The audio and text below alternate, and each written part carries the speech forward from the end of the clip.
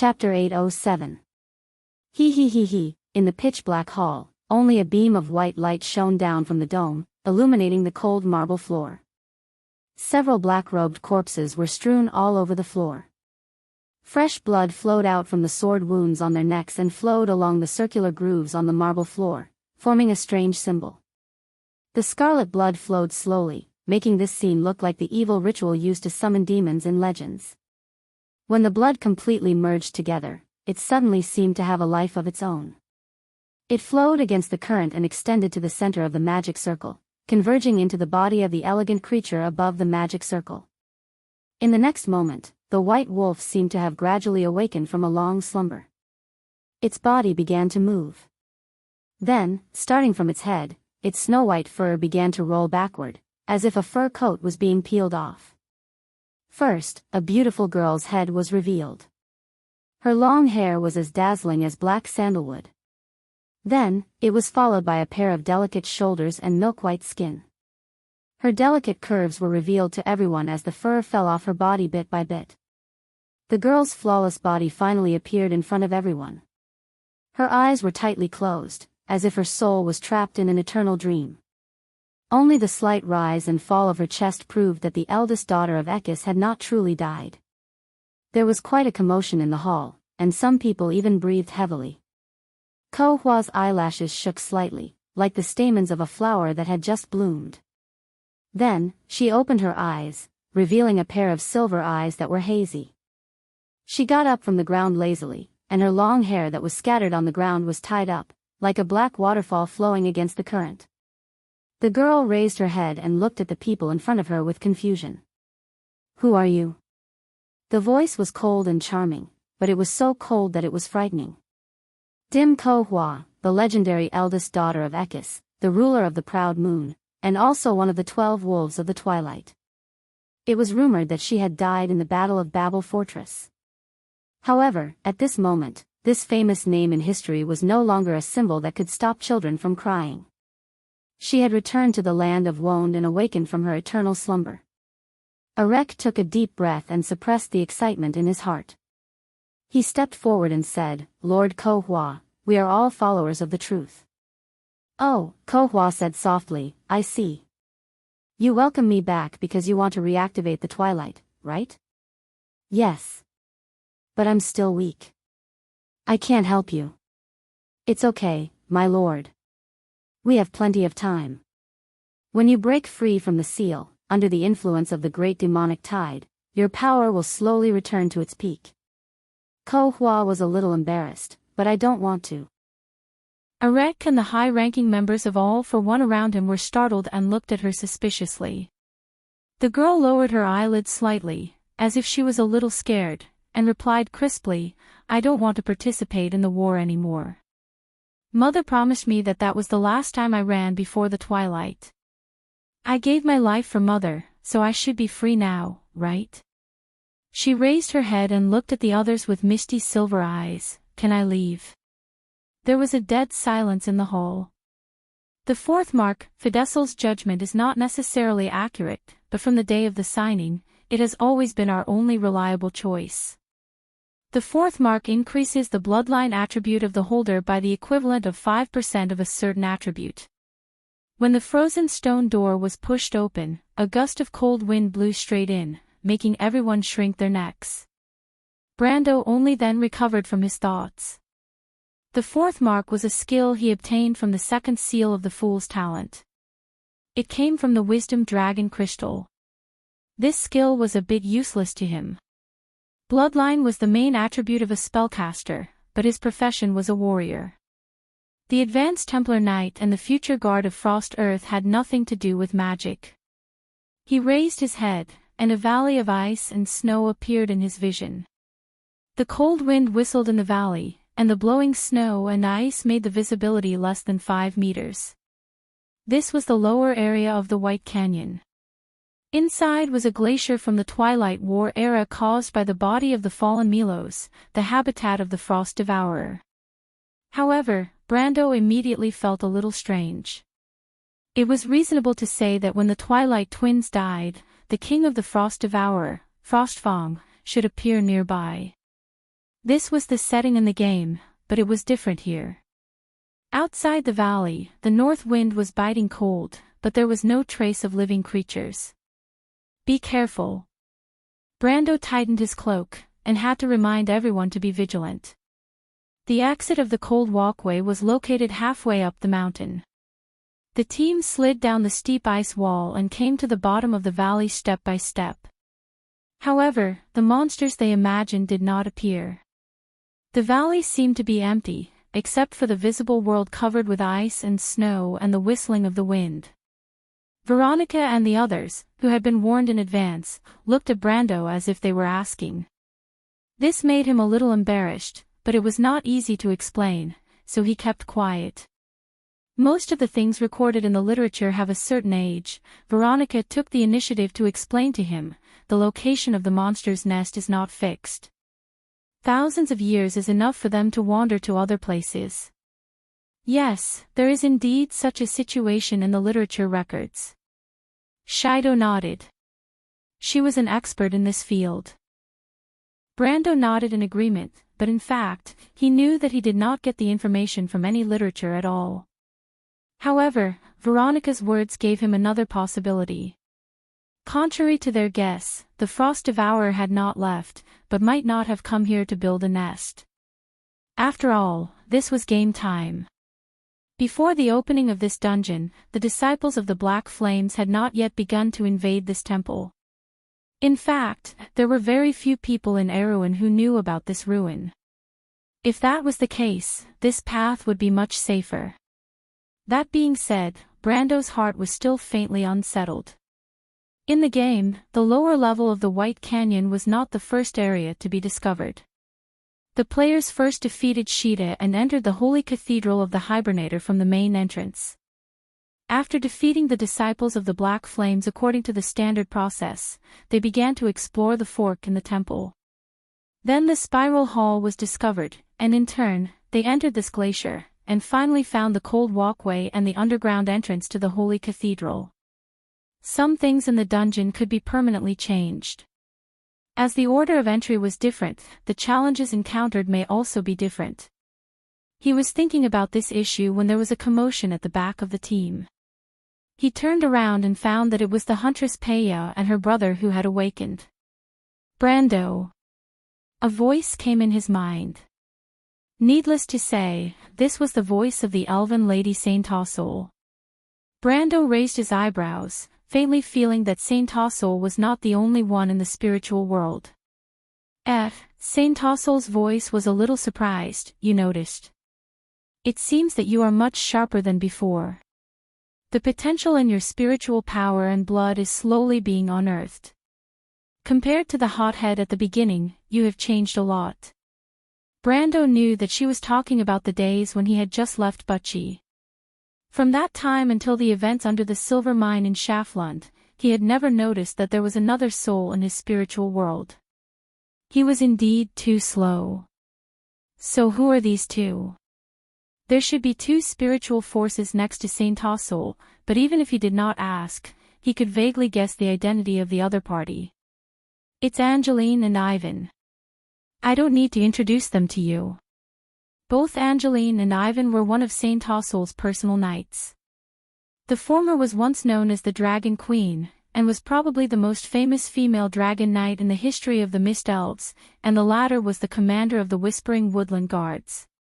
Unlike the fake Worthless, this was a real expert with a bow. Hello, my name is Brando, and I am currently the successor of Lady Saint Tassel. Hello, Mr. Brando. Hello. The first was a gentle male voice, and the second was a cold female voice. Their answers were also concise and to the point. Their voices were full of unique characteristics, and it was as if one could roughly understand their personalities just by listening to them. Brando suddenly remembered that Saint Tassel once said that the hunter siblings had her keepsake. If that was the case, then the elder sister and the younger brother both had one each. This was strange.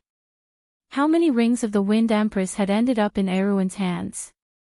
Logically speaking, the ring of the Wind Empress was a national treasure of Saint Tassel. Even if it was lost, it should have ended up in powerful countries such as Cruz or Fanzan. After all, only the nobles of these countries had the financial resources and heritage to collect this level of divine equipment. It's a little strange. Strange? How many rings of the Wind Empress have ended up in Erwin's hands? Including the one I have, there are already 3.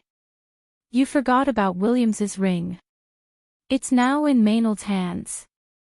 Saint Tossol teased. That doesn't count. Brando shook his head. The elf lady then explained, I asked Elvin. The siblings' ancestors should be the descendants of the Myrna people and the Highlanders who were expelled from Saint Tossol. Brando suddenly understood. This made sense. The Myrna people had a lot of connections with the Mist Elves. Perhaps they stole the ring and escaped. Of course, it was hard to investigate this. After all, it was something that happened thousands of years ago. So, she and her brother are both your inheritors? He asked. Mr. Brando, they have the potential. But for now, the siblings' strength is still too weak. If it wasn't for His Majesty, we wouldn't have taken the initiative to wake up today. The one who answered was Elvin, but Brando felt that Angelique also nodded. Unless they're in danger. This time, Elvin didn't answer. Only Angelique nodded again. Brando understood that Peya was lucky not to die in the ice river. It seemed that it was the Dragon Queen's doing. But what about her brother, Yeruta?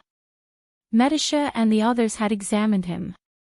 Yeruta was seriously injured, and even if he was treated in time, his chances of survival would not be more than 30%. But miraculously, the wound was left at least 1 to 2 weeks ago, and it looked like it had healed naturally without receiving any treatment. Could this also be the work of the heroic souls of these elven sages? Of course, this was not impossible. After all, he had experienced it once in Butchie. At that time, he had activated his unyielding talent and was in a coma. He should have died anyway, but Saint Tossol the Wind Empress saved his life. But there was still a question. Why was Peya's brother under the glacier? Wasn't he with Erek and the others? That's what I wanted to tell you, Brando, the elf lady replied. I'm afraid no one can understand his experience. What? Elvin's perception was isolated for a period of time, until just now. To what extent does it take to isolate Lord Elvin's perception? Brando asked keenly. It's not difficult, that teacher of yours can do it. That is to say, it requires at least the power of the extreme realm. Brando's heart skipped a beat. The entire holy cathedral of the Hibernator should not have such a powerful existence. Does he know anything himself? This time he asked Yeruta.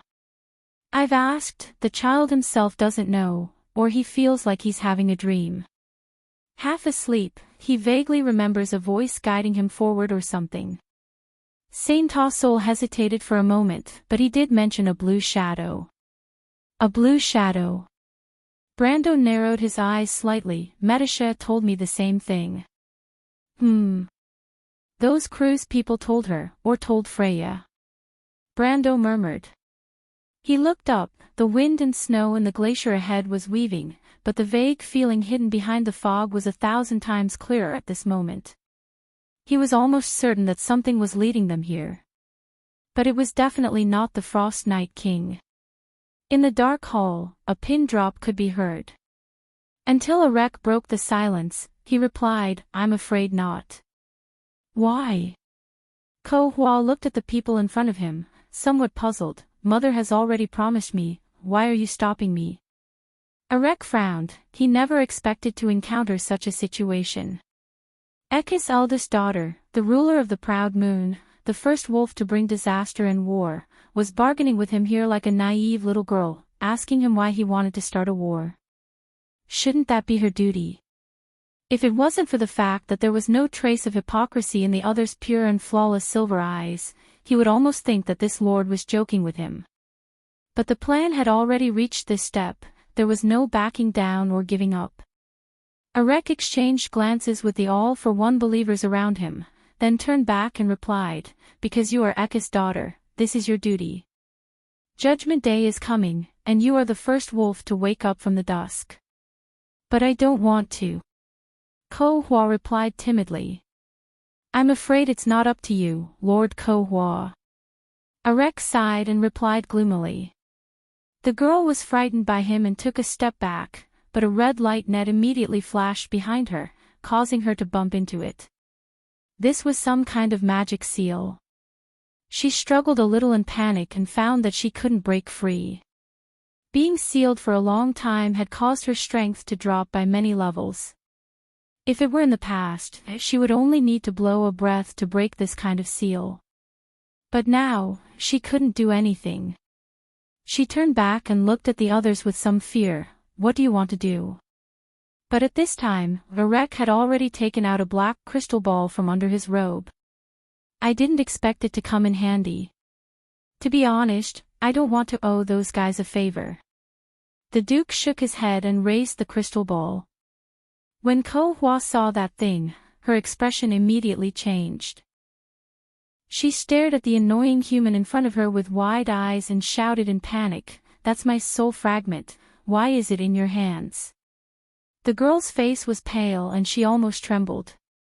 Erek's expression didn't change, but he respectfully replied, "Please forgive this one's offense, Lord Ko-Hwa." "No." Brando was talking with Saint Tosul when he suddenly remembered something. He stopped talking and seemed to have fallen into his own thoughts. The elf lady in his spiritual world was keenly aware of this silence and asked, "What's wrong, Brando?" "Nothing, I just thought of something." Brando pondered for a while before answering. "What is it?" "One of Ekis' daughters is resting in this temple." "Dim Ko-Hwa, Ekis' eldest daughter, didn't you mention it before?" "Is that so?" Brando shook his head indifferently, but he was thinking of something else.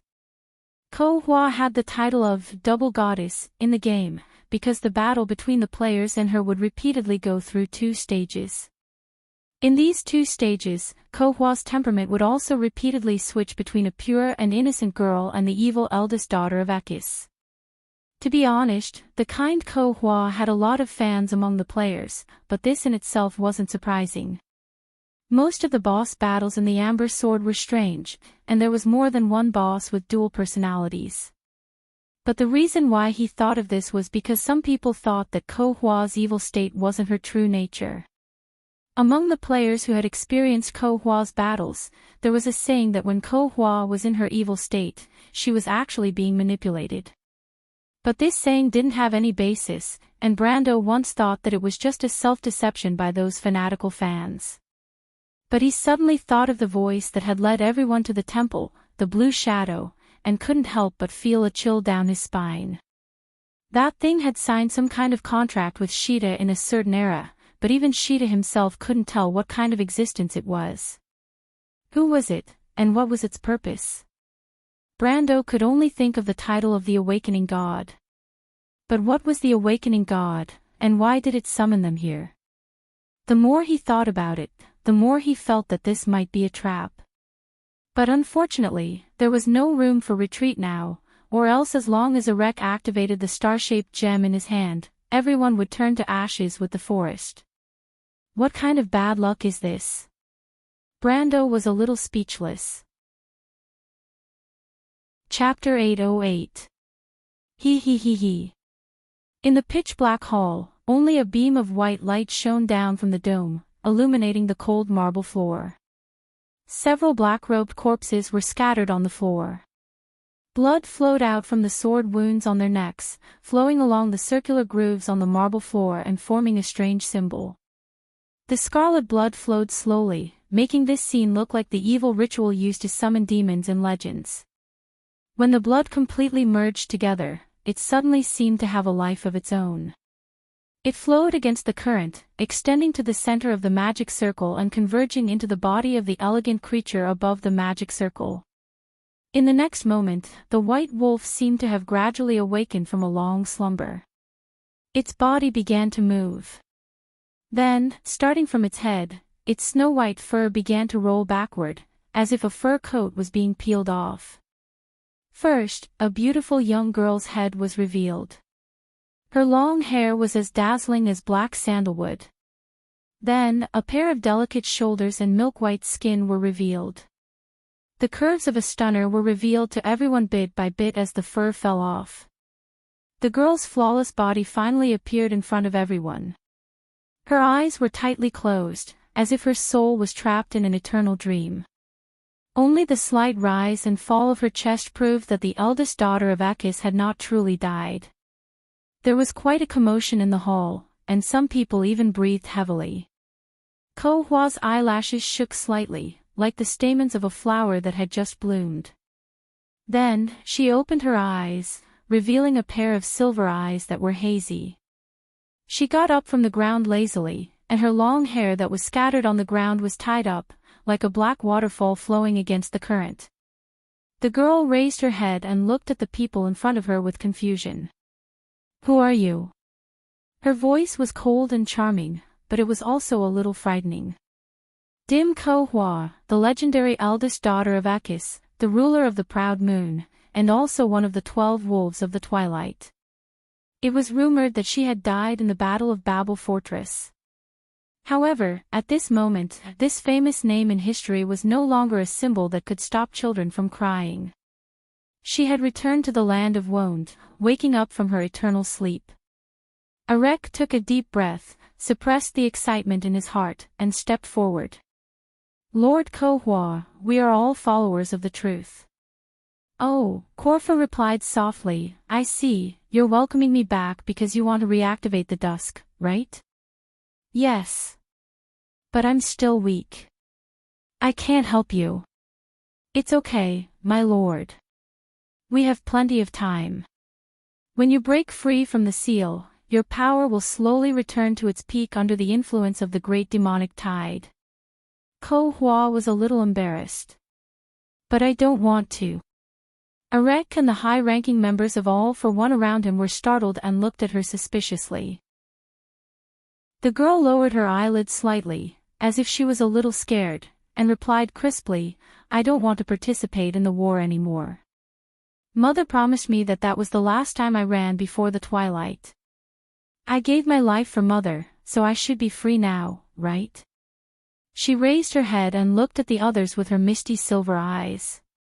"Can I leave?" The hall was dead silent. The fourth mark, Fidesel's judgment is not necessarily accurate, but from the day of the signing, it has always been our only reliable choice. The fourth mark increases the bloodline attribute of the holder by the equivalent of 5% of a certain attribute. When the frozen stone door was pushed open, a gust of cold wind blew straight in, making everyone shrink their necks. Brando only then recovered from his thoughts. The fourth mark was a skill he obtained from the second seal of the Fool's Talent. It came from the Wisdom Dragon Crystal. This skill was a little useless to him. Bloodline was the main attribute of a spellcaster, but his profession was a warrior. The Advanced Templar Knight and the future Guard of Frost Earth had nothing to do with magic. He raised his head, and a valley of ice and snow appeared in his vision. The cold wind whistled in the valley, and the blowing snow and ice made the visibility less than 5 meters. This was the lower area of the White Canyon. Inside was a glacier from the Twilight War era caused by the body of the fallen Milos, the habitat of the Frost Devourer. However, Brando immediately felt a little strange. It was reasonable to say that when the Twilight Twins died, the king of the Frost Devourer, Frostfang, should appear nearby. This was the setting in the game, but it was different here. Outside the valley, the north wind was biting cold, but there was no trace of living creatures. "Be careful." Brando tightened his cloak, and had to remind everyone to be vigilant. The exit of the cold walkway was located halfway up the mountain. The team slid down the steep ice wall and came to the bottom of the valley step by step. However, the monsters they imagined did not appear. The valley seemed to be empty, except for the visible world covered with ice and snow and the whistling of the wind. Veronica and the others, who had been warned in advance, looked at Brando as if they were asking. This made him a little embarrassed, but it was not easy to explain, so he kept quiet. Most of the things recorded in the literature have a certain age. Veronica took the initiative to explain to him, the location of the monster's nest is not fixed. Thousands of years is enough for them to wander to other places. Yes, there is indeed such a situation in the literature records. Shido nodded. She was an expert in this field. Brando nodded in agreement, but in fact, he knew that he did not get the information from any literature at all. However, Veronica's words gave him another possibility. Contrary to their guess, the Frost Devourer had not left, but might not have come here to build a nest. After all, this was the game time. Before the opening of this dungeon, the disciples of the Black Flames had not yet begun to invade this temple. In fact, there were very few people in Erewhon who knew about this ruin. If that was the case, this path would be much safer. That being said, Brando's heart was still faintly unsettled. In the game, the lower level of the White Canyon was not the first area to be discovered. The players first defeated Sheeta and entered the Holy Cathedral of the Hibernator from the main entrance. After defeating the disciples of the Black Flames according to the standard process, they began to explore the fork in the Holy Cathedral.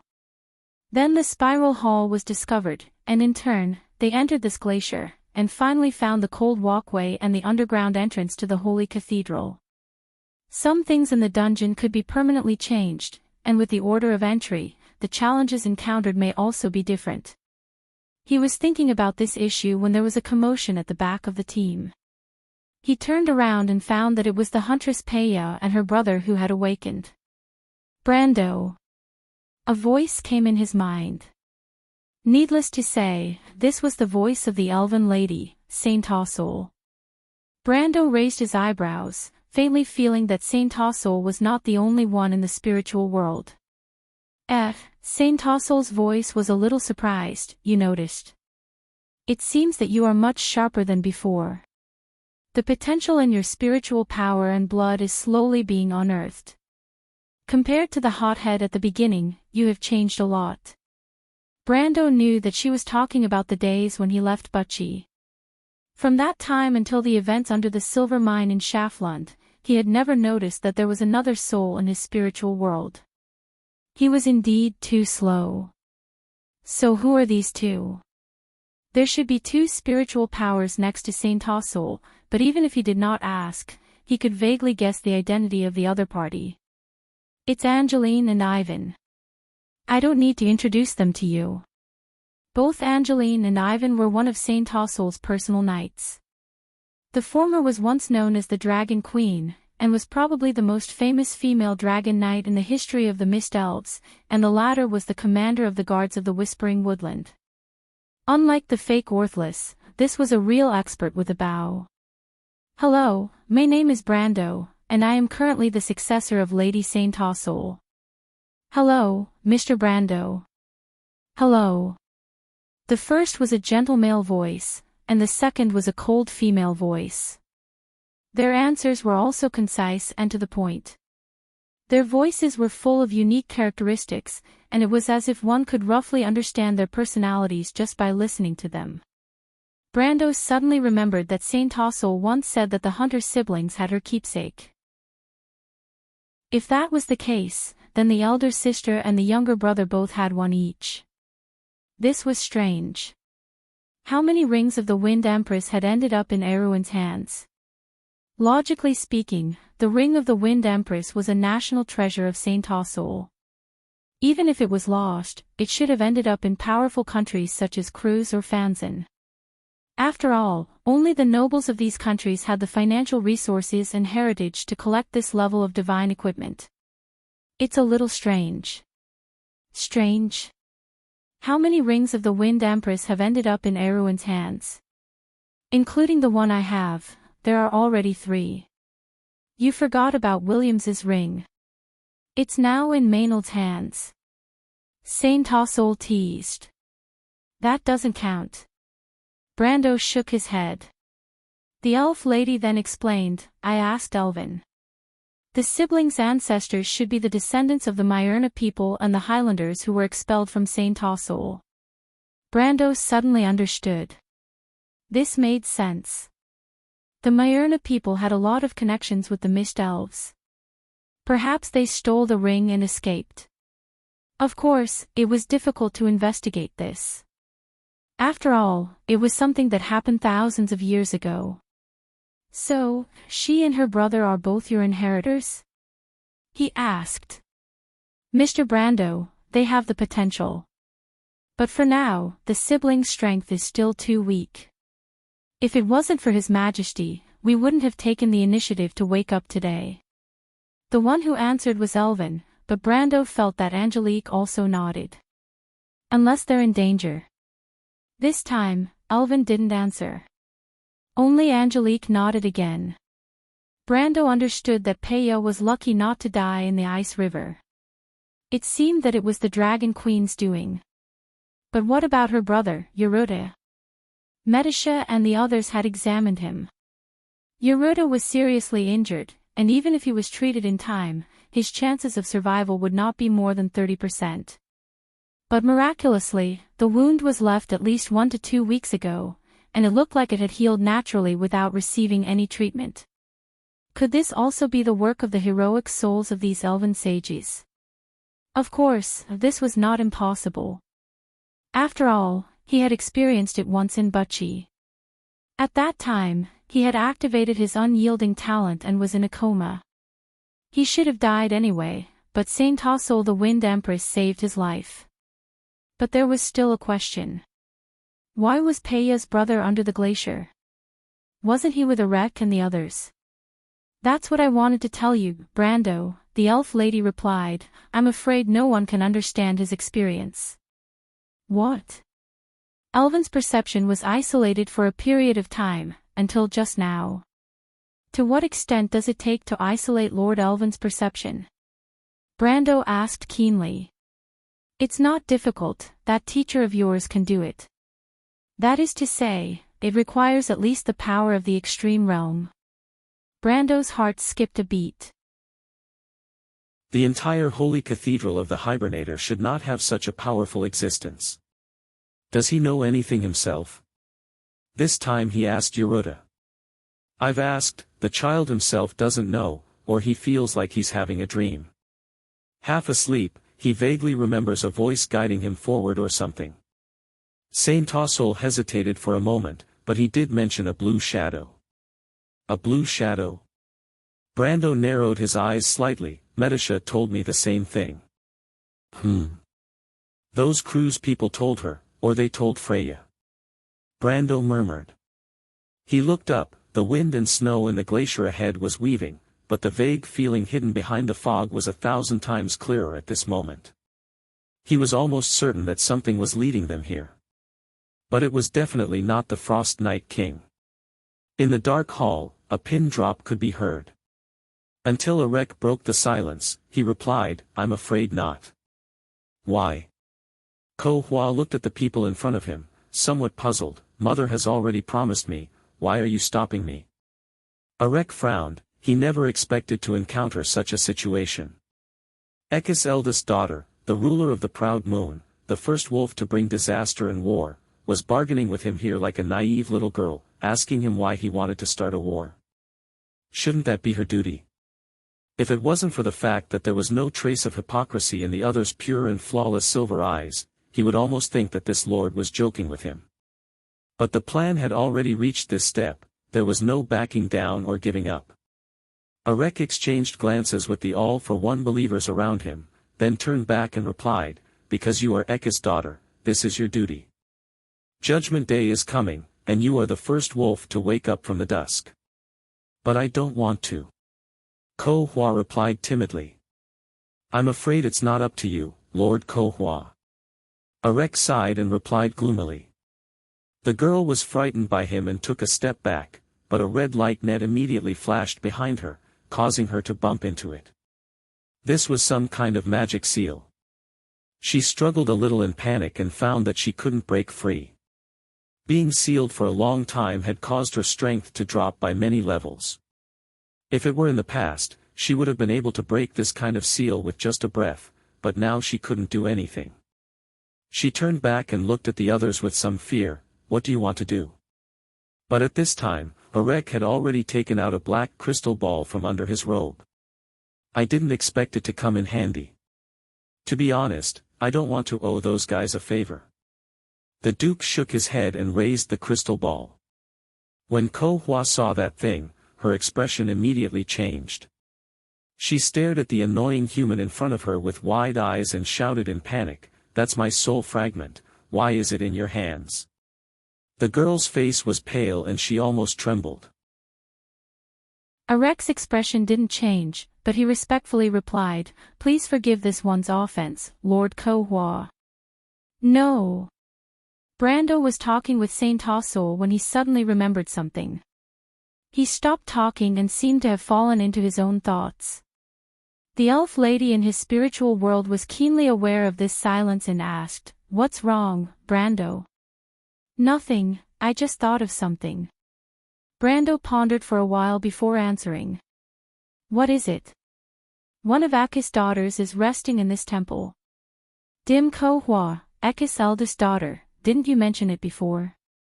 "Is that so?" Brando shook his head indifferently, but he was thinking of something else. Ko Hua had the title of Double Goddess in the game, because the battle between the players and her would repeatedly go through 2 stages. In these 2 stages, Ko Hua's temperament would also repeatedly switch between a pure and innocent girl and the evil eldest daughter of Akis. To be honest, the kind Ko Hua had a lot of fans among the players, but this in itself was not surprising. Most of the boss battles in the Amber Sword were strange, and there was more than one boss with dual personalities. But the reason why he thought of this was because some people thought that Ko Hua's evil state was not her true nature. Among the players who had experienced Ko Hua's battles, there was a saying that when Ko Hua was in her evil state, she was actually being manipulated. But there was no basis for such a statement, and Brendel had once thought that it was just a self-deceiving statement from those fanatical lovers. But he suddenly thought of the voice that had led everyone to the temple, the Blue Shadow, and couldn't help but feel a chill down his spine.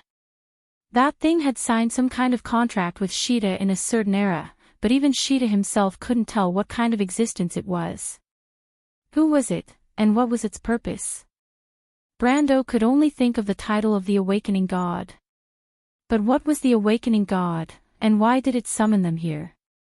The more he thought about it, the more he felt that this might be a trap. Unfortunately, there was no room for retreat now, or else as long as Arek activated the star-shaped gem in his hand, everyone would turn to ashes with the forest. What kind of bad luck is this? Brando was a little speechless. Chapter 809. Until they crossed the entire glacier, the king of the Frost Devourer, Frostfang, which should have existed in the game, never appeared. There were only some frost wraiths in the snow. These undead creatures were said to be born from the souls of the travelers who had frozen to death under the glacier. They were similar to ghosts, but looked like ice demons that roamed the snow-covered forest. Fortunately, they were not very powerful, and the little female dragon, Brando, and Veronica easily dispatched them. They did not even need the Ash Sword Saint to do anything, and the Shire trio certainly gained a lot of EXP. The small monsters in such a large-scale dungeon were also very rich in EXP and loot. It was a pity that Brando's luck had been ruined when he got the elapsing needle today. None of the dozens of frost wraiths dropped anything good, not even a high-level white equipment. Brendel felt like crying.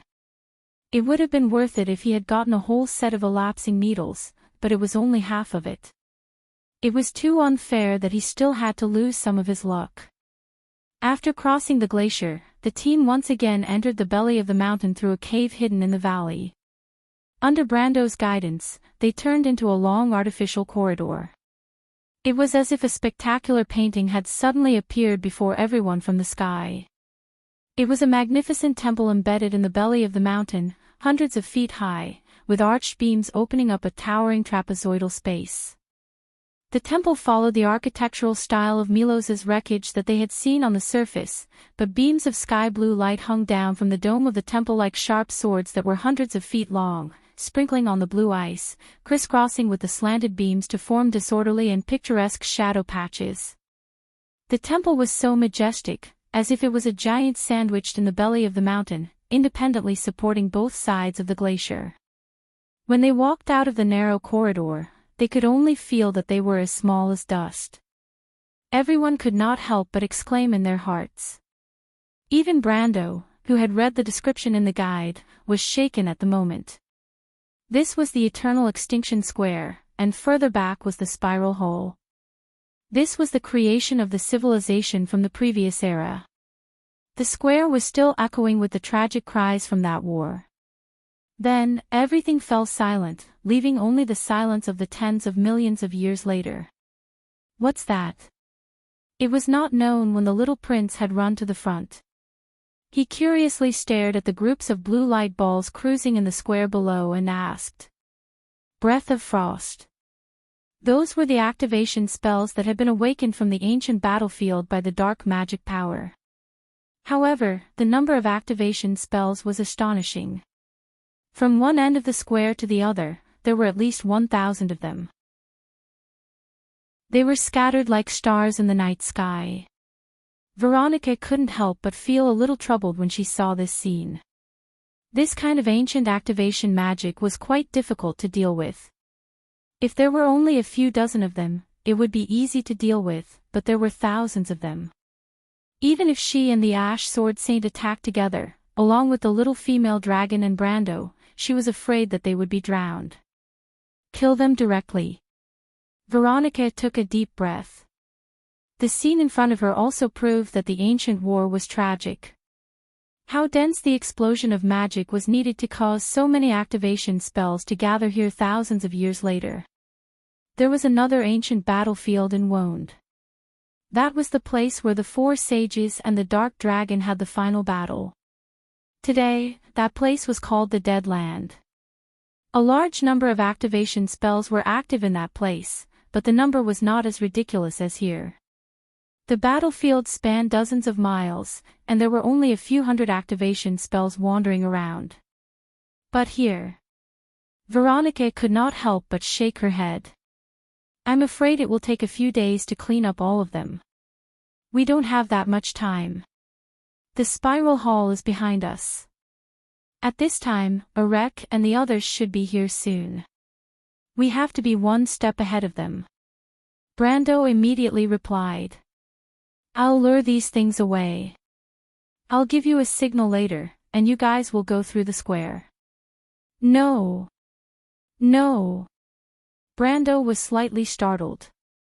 When he turned around, he found that the ones who objected were the little female dragon and Medisha. The little female dragon looked at him up and down, and replied with some dissatisfaction. You are my toy. Before you act on your own, shouldn't you ask for the master's opinion first? Medisha, on the other hand, was more worried. My lord, your identity is different from before. There is no need to take the risk yourself. As a superior, you have to learn how to do things. Brando raised an eyebrow. Why did this line sound so familiar? He looked at the silver elf princess and asked. What else did Amandina say to you? The silver elf princess' face turned red. She stammered.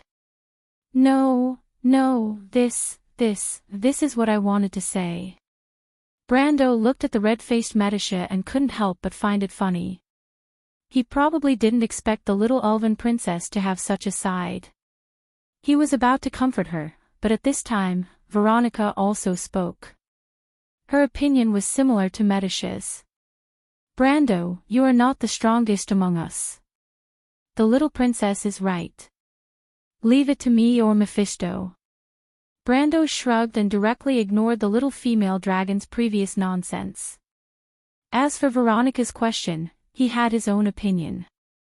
In fact, it wasn't as dangerous as imagined. It was just luring the monsters.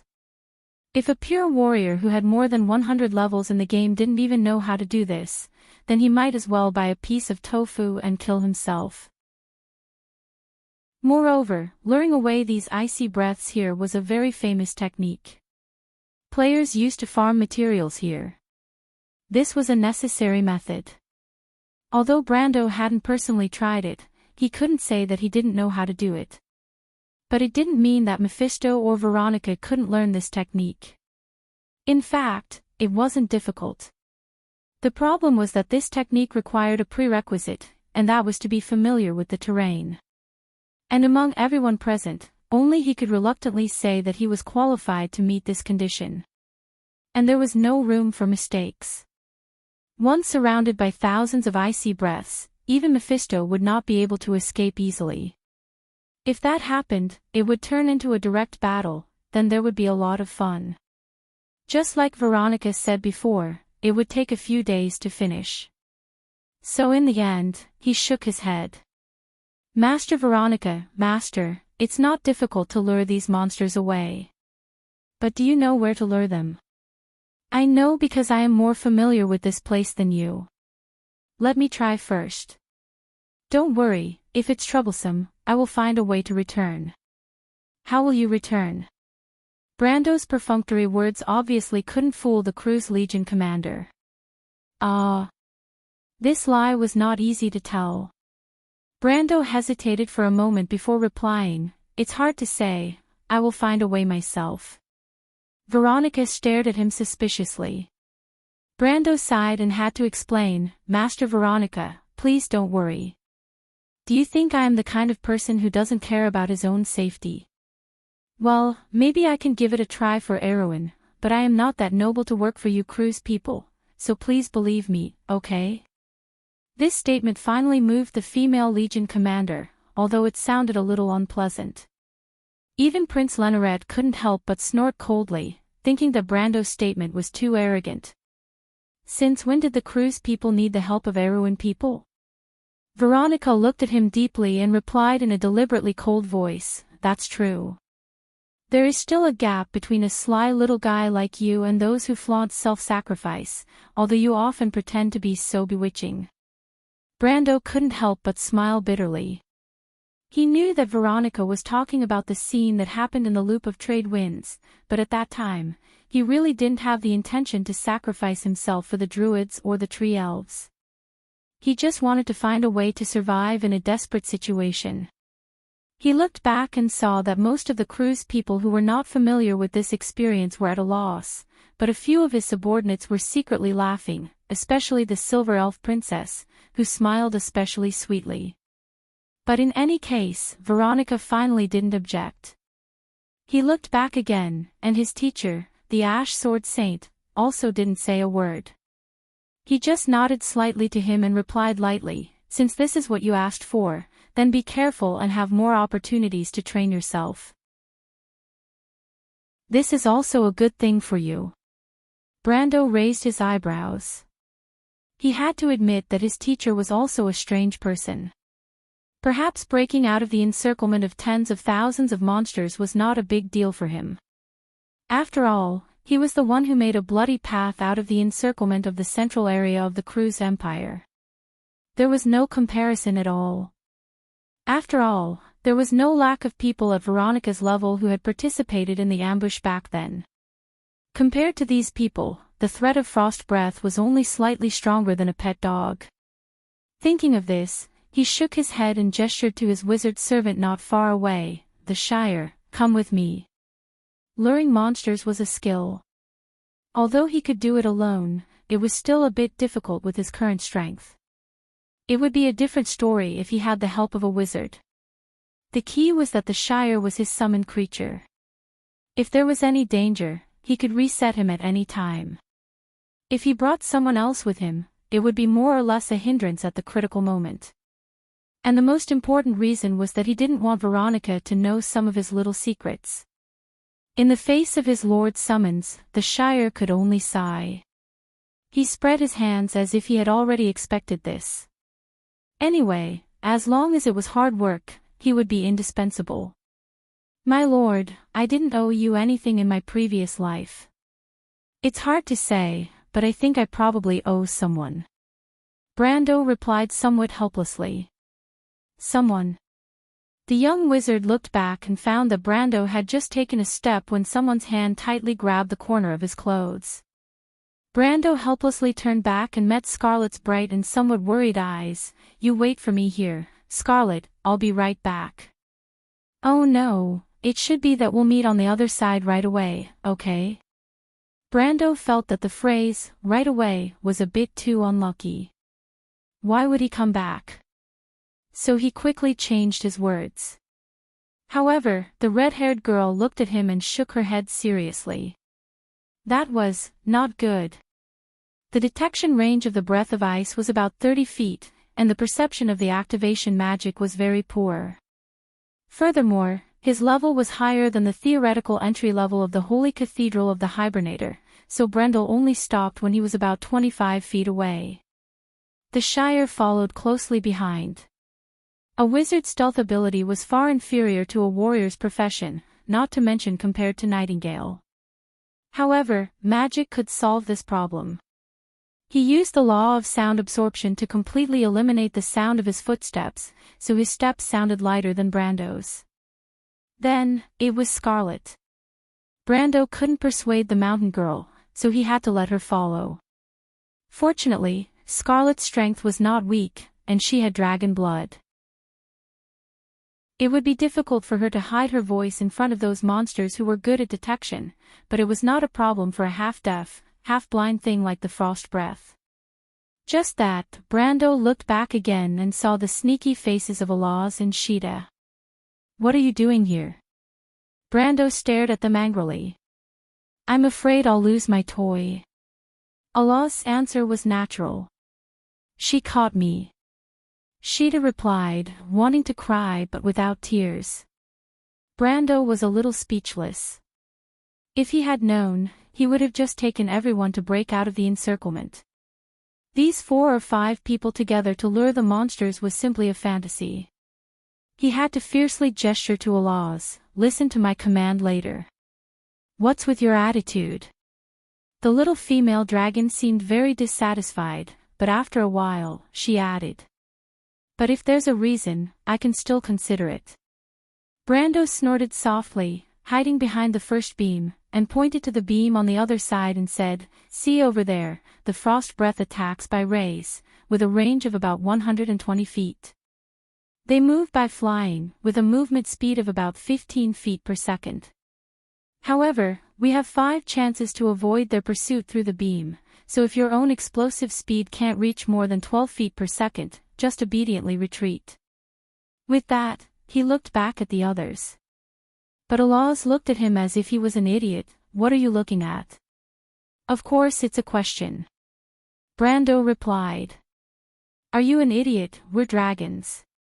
The little female dragon replied snappily, "We can run faster than you even if we walk." "Him too." Brando used his chin to point to the little fatty beside Alaz. "My lord, although I don't like to exercise, I'm still faster than you no matter what." Sheeta stuck out his little belly and replied in a low muffled voice. Brando couldn't help but touch his face, feeling that it was a bit of a blunder. The giant dragons were the Golden People, and a combat-oriented race. Their physical fitness was naturally not for show. He just kept the habit of being a leader and asked subconsciously, but forgot about this. He looked at Scarlet again. The mountain girl did not answer, but the other party was half-dragon, so naturally there was no need to say more. He had to turn his attention to the Shire. "My lord, I have a dimensional gate." The wizard's servant pondered for a moment and replied with a smile. "So, I'm still the slowest." Brando suddenly felt a little embarrassed. "Well, more or less." The Shire looked at the others. Alaz and Sheeta were giant dragons. Scarlet could also be said to be half a dragon, and he himself had magic, so it seemed that the Lord was indeed holding them back. "How about it, little Brando?" Alaz seemed very happy to see Brando deflated, and couldn't help but giggle. "Now you understand, we're here to help you. Without this young lady's help, I'm afraid it will be very difficult for you to complete this mission." This is secondary. If you were to be killed by these flies, then wouldn't the toy that I had painstakingly obtained be gone? This is very bad. Brando knew that the little female dragon was deliberately going against him, as if she had been holding a grudge ever since she knew that he gave the golden apple to Scarlet. But he suddenly thought of a plan. Alas, how about we make a bet? A bet? The little female dragon narrowed her eyes, and subconsciously became a little vigilant. Well, what I want to say is, to lead these monsters away so that others can pass, it's not as simple as you think. If you think that it's enough as long as you're fast enough, then you're gravely mistaken. And I can tell you, even if it's speed, you can't compare to me here. Brando replied, so, I suggest that you and Sheeta go back and act with the others, and leave this to the professional personnel department. Don't give me that, I'm not going to be provoked by you. Alas snorted. But how do you want to bet? Brando snickered. This little female dragon did not mean what she said, and he had already experienced it. He quickly replied, didn't I say, let's compete in speed to see who gets to the finish line first. Competing in speed with the dragon race. Allah's eyes widened. Are you crazy? Brando nodded seriously. The loser must unconditionally agree to a condition of the winner. A condition? The little female dragon was slightly startled, and suddenly hugged her chest, her little face red, and shouted with some anger. What are you trying to do, shameless? F***ck, what are you thinking about? Brendel almost screamed when he saw the little female dragon like this. He hurriedly put up a finger and gestured for her to keep quiet. Then, he poked his head out to take a look. Fortunately, the icy breaths that were cruising outside did not seem to notice the noise here at all. It was indeed worthy of the title of being half-deaf and half-blind. He breathed a sigh of relief, turned back, and scolded Alaz angrily. Are you crazy? Do you want to die here? Alaz looked at him hatefully, showing her fangs, and retorted, who told you to make such a shameful request? How is it shameful? Brando suddenly saw the Shire and Sheetia's strange expressions, as well as Scarlet's blushing face. He wanted to strangle this stupid little female dragon to death. I mean, if I win, you have to give me the real heart of the dragon. When Brando said this, he paused for a moment. After all, the heart of the dragon was the secret treasure of the dragon clan, and he did not know how valuable it was to the dragon clan. It was just that Princess Magadal needed to rely on the heart of the dragon to revive, so he came up with this idea in a hurry. Sure enough, as soon as he opened his mouth, Sheeta hurriedly shook his head. The heart of the dragon is mine. But unfortunately, Alaz looked at him suspiciously and asked, that's it? Okay, I agree. Sister Alaz. The little fat dragon widened his eyes. It's okay, you can join in too. Alaz patted her cheap brother's shoulder, and said casually, this way, if he loses, he owes each of us a request. You can do that? The Shire was stunned, and he quickly raised his hand. Then I'll join in too. Brando looked on coldly, watching his young wizard servant digging his own grave, and could not help but sneer in his heart. But he was also curious, and asked, what kind of wager do you want? Because in Brando's impression, the Shire seemed to be the kind of person who was indifferent and carefree. Unless it was necessary for magic research, he did not seem to have any other desires. That's nothing, but I think it's cool, isn't it? Think about it, your master owes you a request, it's so dirty and unreasonable. The Shire could not help but answer with a smile. Damn, Brando was speechless at his servant's strange idea. But when he turned around, he saw Scarlet's face was red, and she raised her hand. You want to join in too? Yes. Damn. For a moment, Brando could not help but have such a thought in his mind. This was indeed very dirty and unreasonable. Chapter 8:10. Happy Birthday Kitty. Blackie's new book, Calamity Descends, will be on the shelves on National Day. Everyone who is short on books can go and take a look. If you like it, you can also subscribe and give monthly tickets. In addition, you don't have to worry about the updates of the book anymore. It may not be 100% stable every day, but it certainly won't be a monthly update. Equals a smiley face. While Brando was making his bet, Duke Arek and his party had already passed through the central maze under the lead of Ko Hua. The road ahead was getting wider and wider, gradually forming a cave-like corridor inside the mountain. Those corridors were hundreds of feet high, and the pillars with a diameter of more than 30 feet supported the pillars that looked like the ribs of giant beasts. Looking up, these majestic pillars were embedded into the walls on both sides. The hall was not empty. The prehistoric battle had extended to this place, causing the empty walkway to be filled with skeletons of all sizes. These skeletons were still in the state of battle when they were alive. It was as if a tragic battle had been interrupted by a sudden disaster, and all the participants were frozen in the last moment of their lives. The bones filled the entire space, forcing Arek and the others to meander through the gaps between them. He was bypassing a skeleton with wings. The skeleton was still wearing a half-body armor covered with silver wings, but the armor that used to shine had lost its magic brilliance and turned into a pile of rusty copper and iron. This was the corpse of a divine servant, a seraph. This kind of golden race was completely wiped out in the Battle of Ebabel. The remaining few people hid outside the elemental frontier and disappeared with the gods. Today, there were still some secondary divine descendants in Wonde, but compared with these terrifying and beautiful creatures, they were not the best among the silver race. Duke Arek noticed the skeleton of the giant wolf that fought with the seraph. The third vertebra of the skeleton's skull was obviously white. This was a typical third-generation Twilight wolf, the offspring of Fenrir. They and their ancestors had been imprisoned by the divine people, and the place where they were chained was left with a permanent mark that went deep into the bone marrow. Arek withdrew his gaze from these skeletons and narrowed his eyes. Where is this place? The promenade of meditation. Where does it lead to? The place you want to go. Arek turned around. Beside Devard, Ekis' eldest daughter was shrouded in a black robe. The surface of the robe had some scarlet patterns, and the black fabric made her skin shine like snow. The hood was so deep that only her sharp chin could be seen. However, the pair of red eyes shone in the shadows, and the cold glint could still be clearly felt. When Arek did not speak, Ko Hua pursed her lips and did not say a word.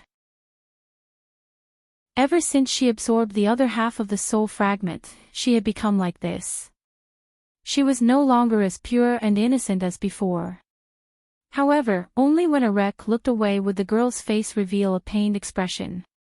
She frowned. Arek could faintly feel that the eldest daughter of Ekis had not forgotten everything.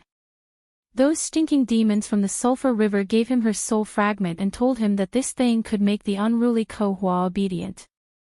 However, the latter was neither unruly nor obedient. Although she did calm down and lead them out of the maze. Lady Ko Hua. Arek thought for a moment and spoke with a hoarse voice. Ko Hua looked at him. Do you still remember what happened in this war? What does this have to do with you? I just want to pay my respects to that great war. The girl raised her head and looked around the hall with cold eyes. This is main subordinate.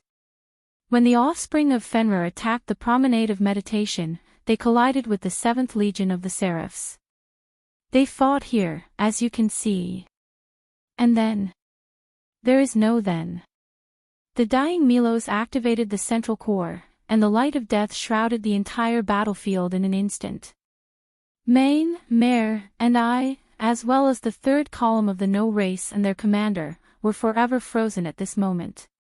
The Frost Giants lost their father forever, and the Twilight Legion also suffered heavy losses. The central core. It should still be somewhere around here, but you can rest assured that it should also be severely damaged and will no longer pose a threat to you. Arek nodded and no longer spoke.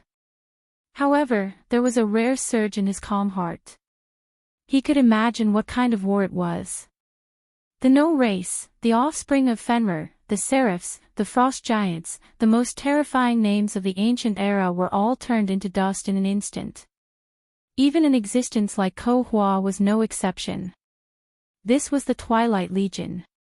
Thinking of this, he could not help but respectfully bow his head. Lady Ko-Hua, please forgive us for our previous offense. It's fine. Under Ko-Hua's hood, there was no fluctuation in her blood-red eyes. She glanced at the human in front of her, without joy or worry.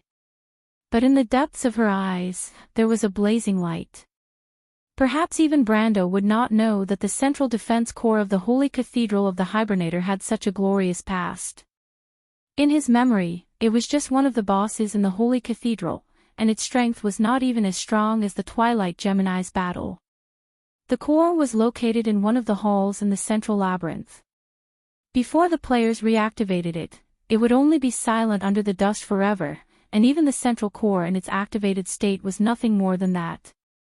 And at this moment, Brando was fulfilling his bet. Wait, Allah's voice was hurried, but it was very pleasant to the ears.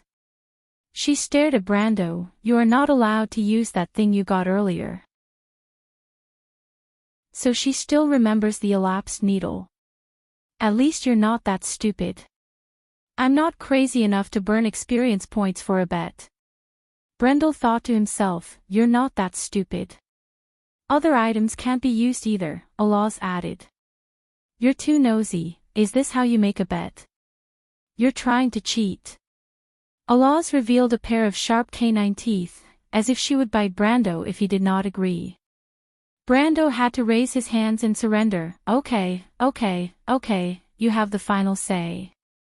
The little female dragon was smug, feeling that she had prevented Brando from being sneaky. With her own ability, she did not think that Brando could get ahead of her. She was a dragon, and the strongest of the dragons, the gold dragon.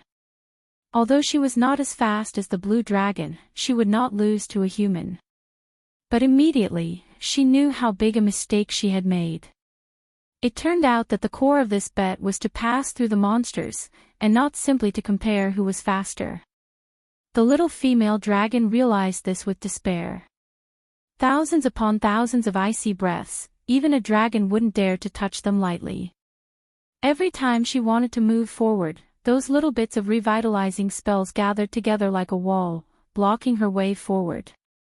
Allah's naturally did not dare to dive in like this. She had no choice but to go around. Fortunately, Brando pointed out 6 pillars to them that could be used to bypass these revitalizing spells, otherwise the little female dragon would have gone crazy. If she did not follow the route pointed out by Brando, she found that she could not move forward even half a step.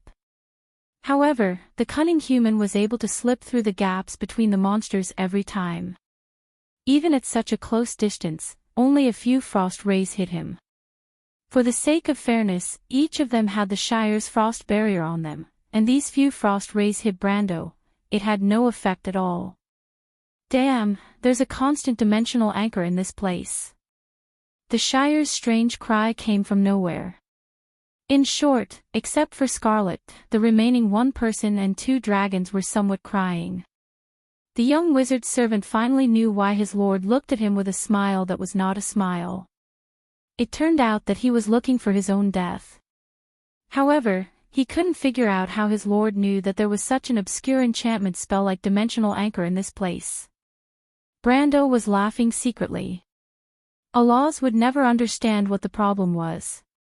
In fact, before someone invaded, the frost breaths were naturally distributed throughout the square. Since it was naturally distributed, the huge amount of frost breaths could not lie evenly on every inch of the ground. And the fact was that before being stimulated by external objects, most of these revitalizing spells were actually grouped together in groups of 3 or 5, but because there were too many of them, it looked like the whole square was everywhere. In other words, there were still 1 or 2 fixed cutting routes. These classic cutting routes were also summed up by the previous players from repeated failures. Only after thousands of failures could a pattern be found, and no matter how smart or talented Alaz was, it was impossible to find the only correct path among thousands of frost breaths at a glance. But Brando could. This was the advantage of having an information lead, or cheating. He took the lead and cut into the only correct route, and then broke into the group of frost breaths, like poking a hornet's nest. Although Brando's speed was not too fast or too slow, it could be said to be just right, almost blocking the reaction speed and shooting distance of the frost breaths, so these revitalizing spells were almost helpless against the fly that passed between them. But have you ever seen an angry bee swarm? These frost breaths were the same at present. Although their reaction was very slow, once they moved, the huge number was extremely terrifying, especially when Brando deliberately disrupted their pace, causing them to jam together behind him. Countless revitalizing spells were in a mess behind Brando, and Alaz, Sheeta, and the Shire, who were also behind Brando, could only grit their teeth at this moment. Before the frost breaths moved, they could not find the path through them, let alone after they moved. In front of them, the frost breaths were like restless waves, and anyone who wanted to plunge headfirst into them would probably end up with nothing left of their bones. Alaz walked forward for this distance, and could only stop and stomp her feet. "Brando, you damn cunning human." The little female dragon waved her claws and roared at Brando's back from afar. Brando pretended not to hear. He was bypassing the last pillar, and at the same time threw 2 stones into the 2 piles of frost breaths not far away. This action was no different from poking a hornet's nest, and the revitalizing spells over there immediately fell into a frenzy and chased in his direction. He looked back again, and the revitalizing spells in the middle and front of the hall had been left behind by him for a long time. Except for the sporadic attention attracted by Alaz and the Shire, most of them were led in his direction. If he remembered correctly, there were 2 exits to the north of the Eternal Extinction Square, and the eastern exit led to the central maze. He intended to lead these frost breaths there first. But there was a problem here. First, there were 2 giant revitalizing spells at the exit. With his current speed, it was difficult to avoid the opponent's attack. Second, after these revitalizing spells were led over, how could he turn back? It was not that there was no way in the game, but he was a warrior, not a nightingale known for her agility. In fact, this was the difficulty of the whole monster luring technique, but Brando knew that most of the techniques of that era had some flaws. For example, he himself had modified a lot of meaningless action paths. For himself, he was still very confident. After all, he was a warrior with a pure profession over level 100. If his agility was not enough, he would rely on experience to make up for it. Looking back again, the frost breaths clustered together were closer, but the huge number limited their forward speed. Brando estimated that the revitalizing spells on the left and right were a bigger threat to him. In fact, at this time, several cold rays were shot at him from both sides, but Brando gently leaped and let all the attacks fall behind him. He crossed the hall horizontally and came near the last pillar. He raised his head, and the eastern exit was close at hand. Near the exit in that direction, there were 2 giant revitalizing spells. Those things looked like an enlarged version of the frost breaths, each at least 60 or 70 feet in diameter. Around their bodies, there were some dazzling blue spots, like orbiting satellites, but Brando knew that it was their attack method, so he deliberately avoided some. But in any case, in the end, he still had to pass through the middle of the 2 frost breaths. There was no shortcut, he could only rely on the county. He immediately sank his consciousness into the world of his mind and ordered, "The county." The long line of people in black robes stopped in front of a quaint door. The door was also made of the obsidian material that could be seen everywhere here, but it was covered with star-like textures. In the center of the door, the stars surrounded a star, and there was only a groove left in the position of the star. Everyone looked up at the giant door, which was 120 feet high. There were 2 skeletons by the door, each holding an ice-blue giant axe, their heads hanging down, and their helmets split in 2. "These are the frost giant forbidden guards?" Devard's voice hissed. Arek nodded. "We're here. Behind this is the spiral hall, Kohua replied coldly. The Duke turned his head, and the black-robed knight of all for one came into his sight.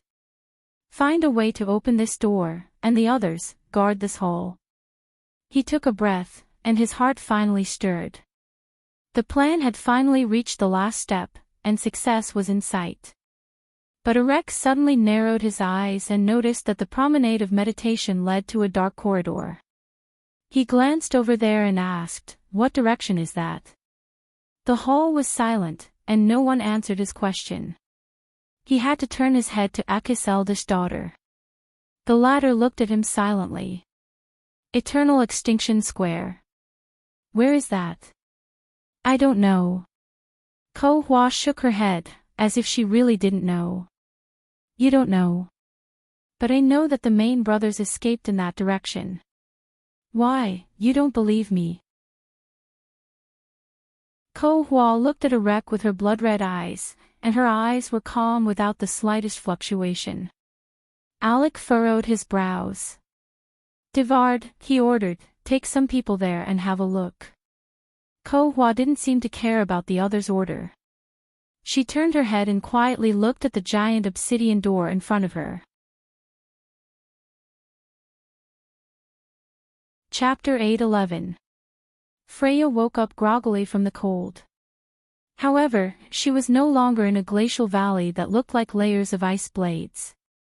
She could no longer hear the low whistling of the icy wind in the valley. She remembered that when she fainted, she was on the windward side of the glacier. Now, she was in a valley with a calm wind. She did not know how long she had been unconscious. The cold seemed to have seeped into her limbs and bones. She gritted her teeth and struggled to get up from the snow. However, Freya suddenly noticed something that she had never seen before. Not far from her wobbling vision stood a small creature. It looked a little like a small snowman, but its slender arms were not made of dry branches. Instead, they were made of ice crystals. The little creature placed its hands on its waist and bent over to look at Freya. It looked a little like the butler in the seigneur's castle. However, it was not tall. Its face was covered with a beard and eyebrows that looked like ice crystals. Under the eyebrows, a pair of bright eyes shone brightly. Freya was shocked. She had never seen such a thing before. She immediately woke up and sat up in the snow like a spring. However, she did not expect that her sudden movement would scare the snowman. The little creature was so scared that it took 2 steps back and tripped on a tree root. It then fell on its butt in the snow. It took a long time for it to get up. Then, the two of them stared at each other. There was an awkward silence in the snow. After a long while, Freya finally realized that the snowman did not seem to be hostile. She pondered for a moment and asked tentatively, "Did you bring me here?" The snowman was startled. It quickly patted the snow off its body and stood up. It bowed respectfully to Freya and said, "No, it was not me. It was my master who brought you here, my dear young mistress." It could even speak Crew's language. However, its intonation was a little weird. It sounded like a duck quacking, which was very funny. Freya's mouth opened in an O shape. She was shocked by the way the snowman addressed her. "Wait, what did you call me? Who's your master?" "Master is master, respected little master." The snowman answered in a matter-of-fact tone, as if that was the correct answer to this question.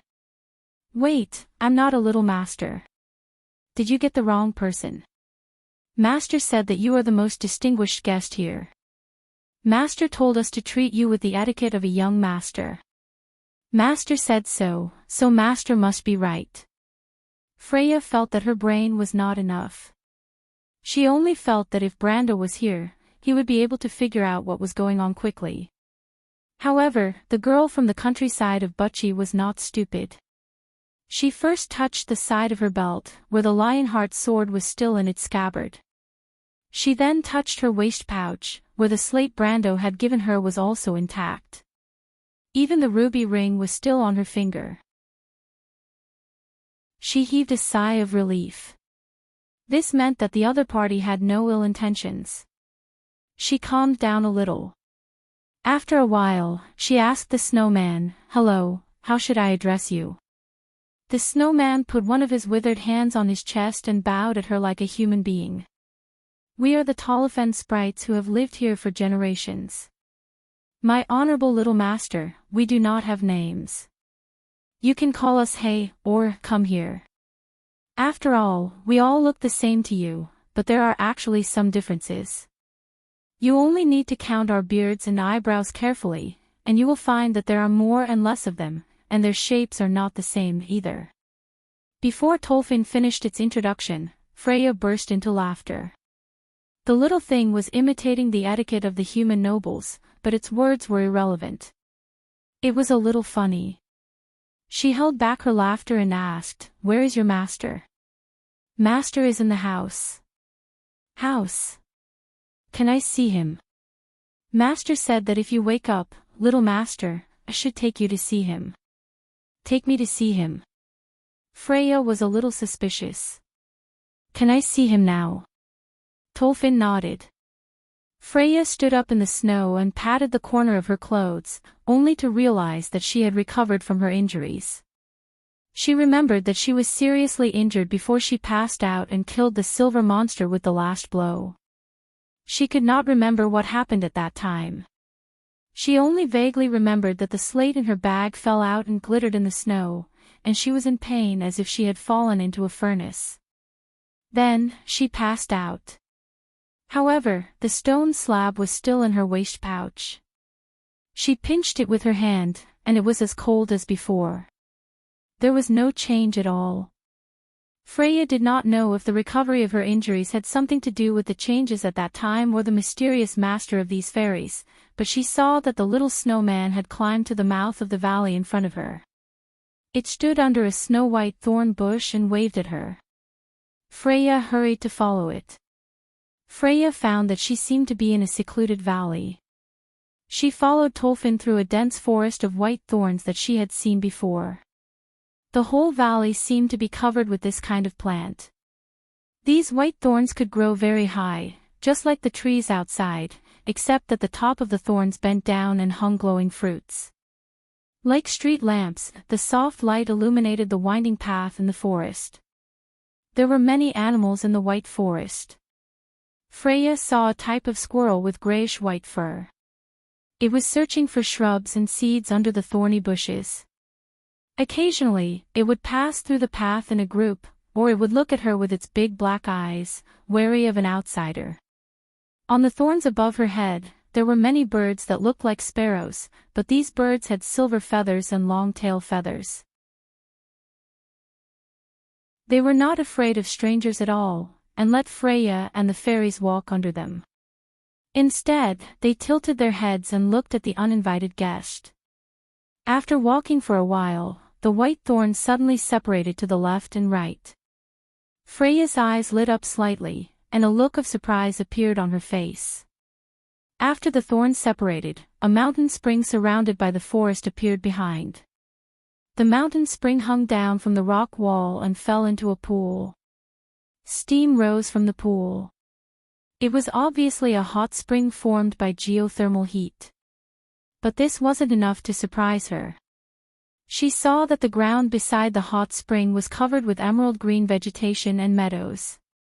And on the meadow, there was a blue stag lying down. The stag obviously noticed her too. Freya did not know if she was hallucinating, but she saw the stag looking at her with a kind expression. This made her recognize the stag immediately. It was the stag that led them out of the predicament the night before. She seemed to have understood something, but at this moment, Tolfin, who was leading the way, stopped and turned back to look at Freya. The surprised girl looked ahead and saw that the white thorny trees had come to an end. In front of them was an open space in front of a mountain wall. A man-made structure was carved out of the mountain wall, forming an arch that was as tall as 3 or 4 people. Freya looked at the arch, and then at Tolliver, who had stopped, and asked, "Do you want me to go in?" The snowman nodded. Freya had to pluck up her courage and take a few steps forward into the cave. The light around her dimmed, but after adapting to the dim environment, she gradually saw the interior of the cave. Behind the arch was a natural cave, as if the man-made hatchet marks on the outside were just to decorate the entrance of the cave. Like most glacial caves here, the walls of the cave were made of smooth ice, but the cave was not deep. It extended for 20 or 30 feet before it stopped abruptly, cut off by a vertical ice wall. Freya could not help but widen her eyes. Where was the master that the little sprite mentioned? There was nothing in the cave. But just as she was puzzled, the ice wall in front of her suddenly melted and formed a small door, and then a voice said, "Please come in, Miss Freya." "You know me?" Freya asked, startled. But the voice did not answer. Freya was nervous and curious. She was actually very worried about the safety of Brando, Maynard, and the little prince at the moment, but she did not know where she was. She waited for a while and saw that the voice had no intention of continuing, so she had to bend down and pass through the small door in the ice wall. The thick ice wall was about 10 feet thick. After passing through the small door, she suddenly felt a light in front of her, and the surrounding temperature rose a few degrees. It was not as cold as before in the valley, but there was a warm atmosphere. Freya looked up in surprise and found that behind the ice wall was a very comfortable room.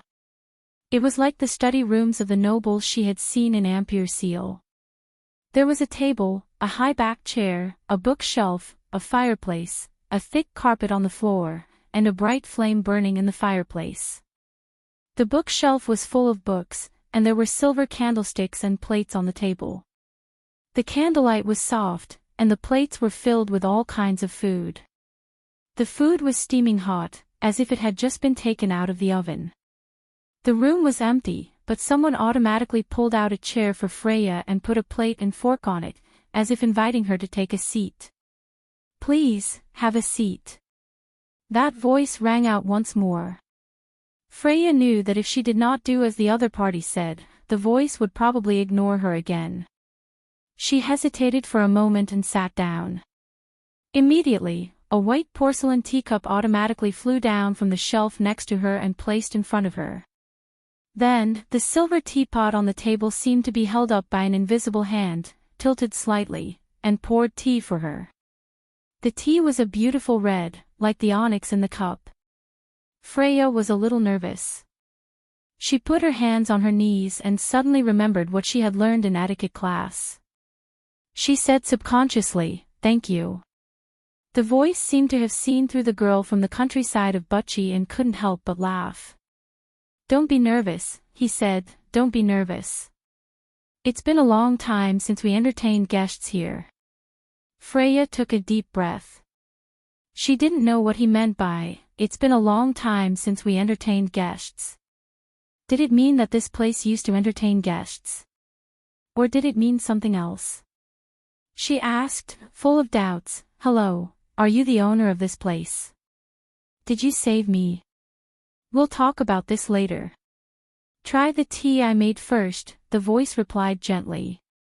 Drinking something of unknown origin in a completely unfamiliar place was not a wise thing to do, but Freya felt that there was no need for the other party to do this. She hesitated for a moment, but still patiently picked up the white porcelain teacup and took a sip. The black tea was very delicious. It had a strong taste of milk. After entering her mouth, she felt as if all the fatigue in her body had disappeared. Even the soreness from sleeping in the snow had disappeared without a trace. But she was not in the mood to drink tea. She only took a sip and put down the cup with both hands with a heavy heart. "How is it?" the voice asked. Very good. "Thank you for your hospitality," Freya said, choosing her words carefully. "You seem to be very worried." Freya was not an idiot. She could now confirm that the other party was the owner of this place. "Because I don't know where this place is. I'm very confused. This is just a place because it is not fundamentally different from other places." If you seriously consider this question, you will realize that it is not important to you, right? The voice replied.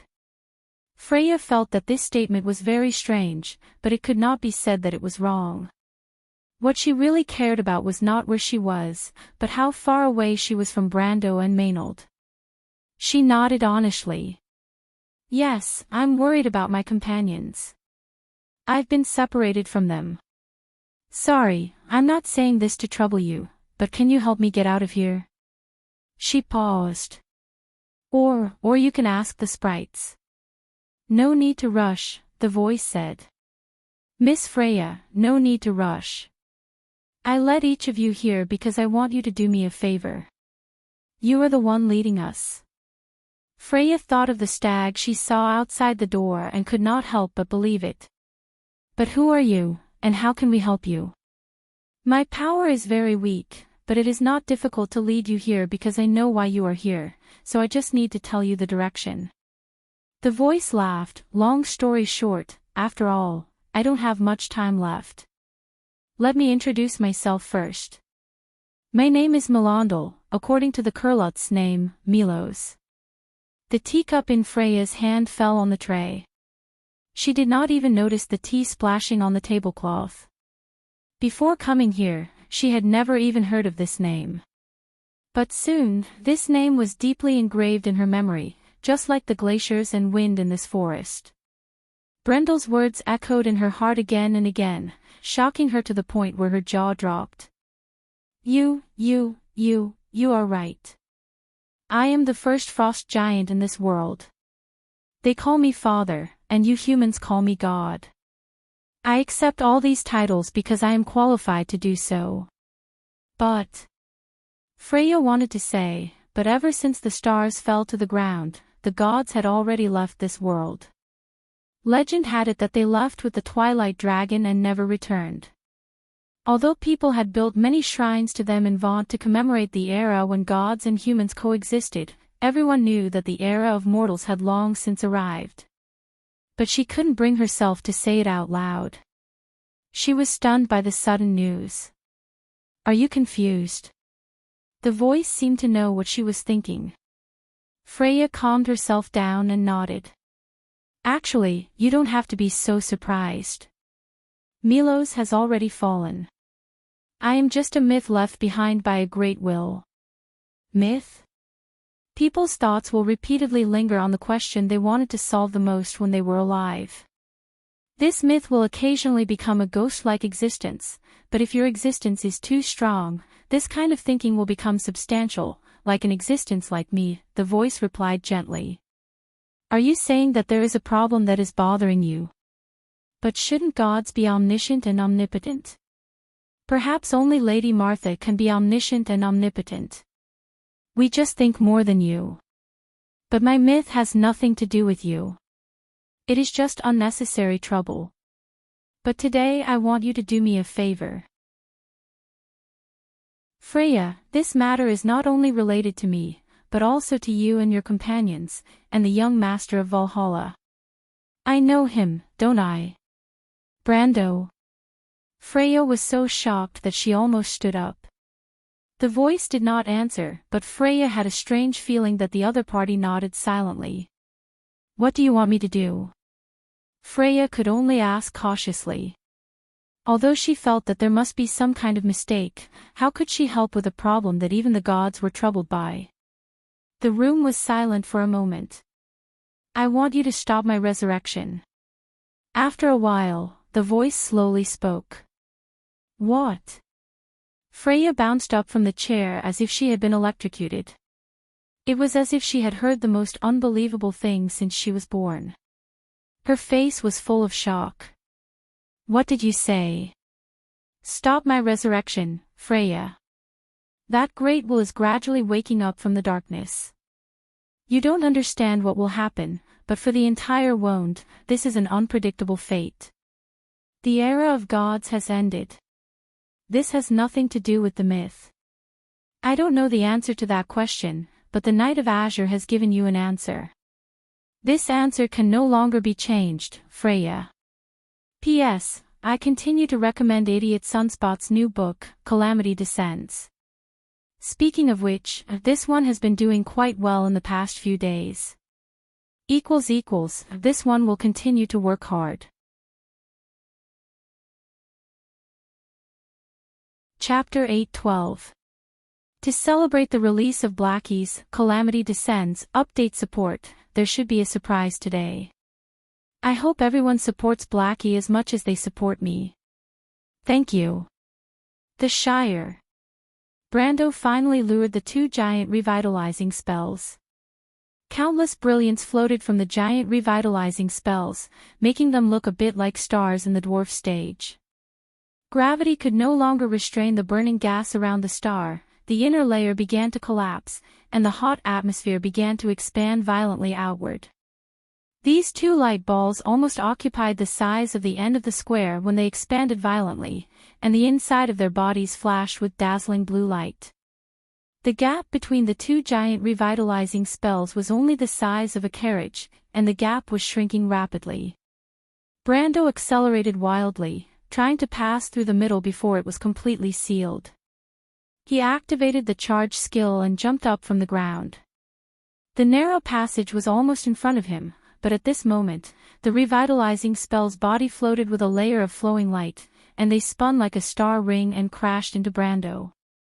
At this time, countless twisting lines of the law extended from Brando's body, forming two solid walls of light in front of him. The flowing light hit the walls of light heavily, and the lines of the law shook violently, flashing with dazzling light. At that moment, Brando's figure suddenly split into a phantom, and the wall of light behind him was quickly shattered. The sky was swallowed by the brilliance, but he had landed firmly on the ground. Looking back, the giant revitalizing spells were behind him, and countless icy breaths chased him into the star-like light body. Like moths to a flame, they left a bright spot in the expanding light ball and then disappeared. Brando paused for a moment, then put away his sword and ran to the east exit. On the south side of the square, the changes in the entire Eternal Square were visible. The Kurlutzian nobles were shocked and fearful, shocked by Brendel's strength and fearful of their previous arrogant attitude, while Lenorette frowned and did not say a word. Even Veronica raised her eyebrows. She did not expect Brendel to really lead so many monsters away. Putting herself in his shoes, even if she were to replace Brendel, she would still have to think about what to do. The Count is so powerful. Shido muttered to herself in disbelief. That's just a trick, Veronica said and shook her head. It was indeed a skill, but the problem was that not many people could see through the gaps between thousands of monsters at a glance. Even she could not. It was not until she saw Brando shuttling through the sea of monsters with ease that she followed the little guy's path and found the safe path. But until now, she still did not know whether this path was the only one, or one of many paths. No matter which it was enough to frighten her. If it was the former, then she couldn't imagine how Brando could find the only way out in an instant.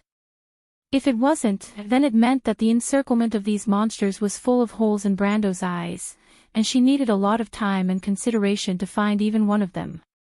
Veronica looked at the north side of the square with some complicated feelings. Although she was very reluctant to admit it, the young man's intelligence and courage still amazed even herself, and could even be said to be a little uneasy. That young man was an heroine, and the most determined heroine she had ever seen. The female Legion commander lowered her eyelids, and for a moment she could only think that there were many outstanding young people in this generation of Cruz's people, but compared to Brando, it was like comparing the bright moon to a firefly. If only there were such young people in Cruz's people, how good would that be? She shook her head gently.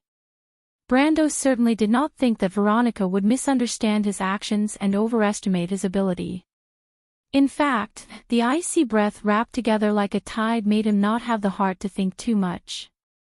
He was beginning to feel that the problem was beginning to become a little tricky. The square gradually turned into a towering promenade in his vision that led to an unknown area. This direction should be the promenade of meditation, the exit of the central labyrinth, a very famous area in the holy cathedral of the Hibernator. If he remembered correctly, there was an unknown hall not far ahead. The area of the hall was not much smaller than the Eternal Square, and the valuable thing was that there were no wandering monsters. It was almost a natural place to move, and Brando planned to turn there. But the problem was that this time he had pulled too many monsters. Before this, it could be said that no one had tried to pull all the icy breath and 2 giant revitalizing spells in the Eternal Hall together. The more monsters there were, the slower it would be to turn, and he didn't want to be surrounded by monsters when he turned back. But after thinking about it, he couldn't find a reasonable way to avoid it. He didn't want to use the elapsed pointer. Although the bet was over and it wasn't considered cheating, it was still painful to burn experience. Especially since he had just activated his elemental activation, it wouldn't be fun if he fell below the realm. But Martha seemed to be on his side this time. Just when he couldn't figure it out, a little light suddenly appeared in the darkness in front of him. Brando's heart skipped a beat. It was naturally impossible for there to be players in this dungeon, and the disciples of the Black Flames had not yet entered the holy cathedral of the Hibernator at this time. Apart from them, the only ones moving in this holy cathedral could be Erec and the members of All for One. But he didn't know who it was, or if it was Erec himself. But no matter who it was enough for Brando. He immediately had an idea. After receiving Erec's order, Devard led the black-robed knight to patrol along the long hall. The hall in this direction was different from the promenade of meditation. The black hall was empty, and there were long arched windows embedded in the walls.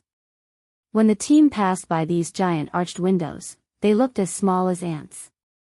Inside the arched windows were windows made of thousands of years-old glaciers. Faint blue light penetrated from behind the ice walls and crisscrossed in the hall. Just a few minutes ago, they had turned a corner and seen such a spectacular view. But as to where this place was, and what this hall was called, no one knew. The team moved forward slowly, passing through the light and shadow.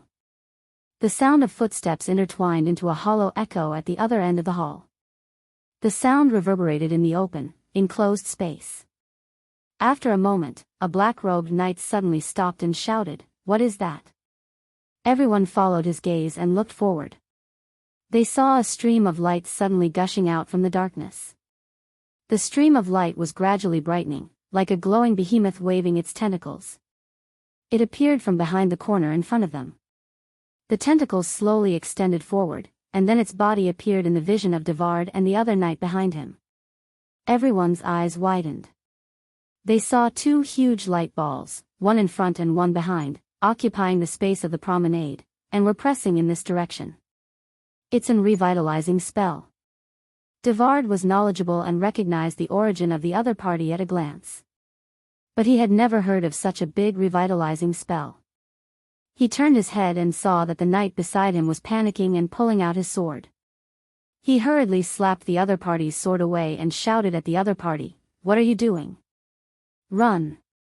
Most revitalizing spells were formed by spells between the 3rd and 9th circle, and revitalizing spells formed by spells above the 9th level were generally called wandering magic.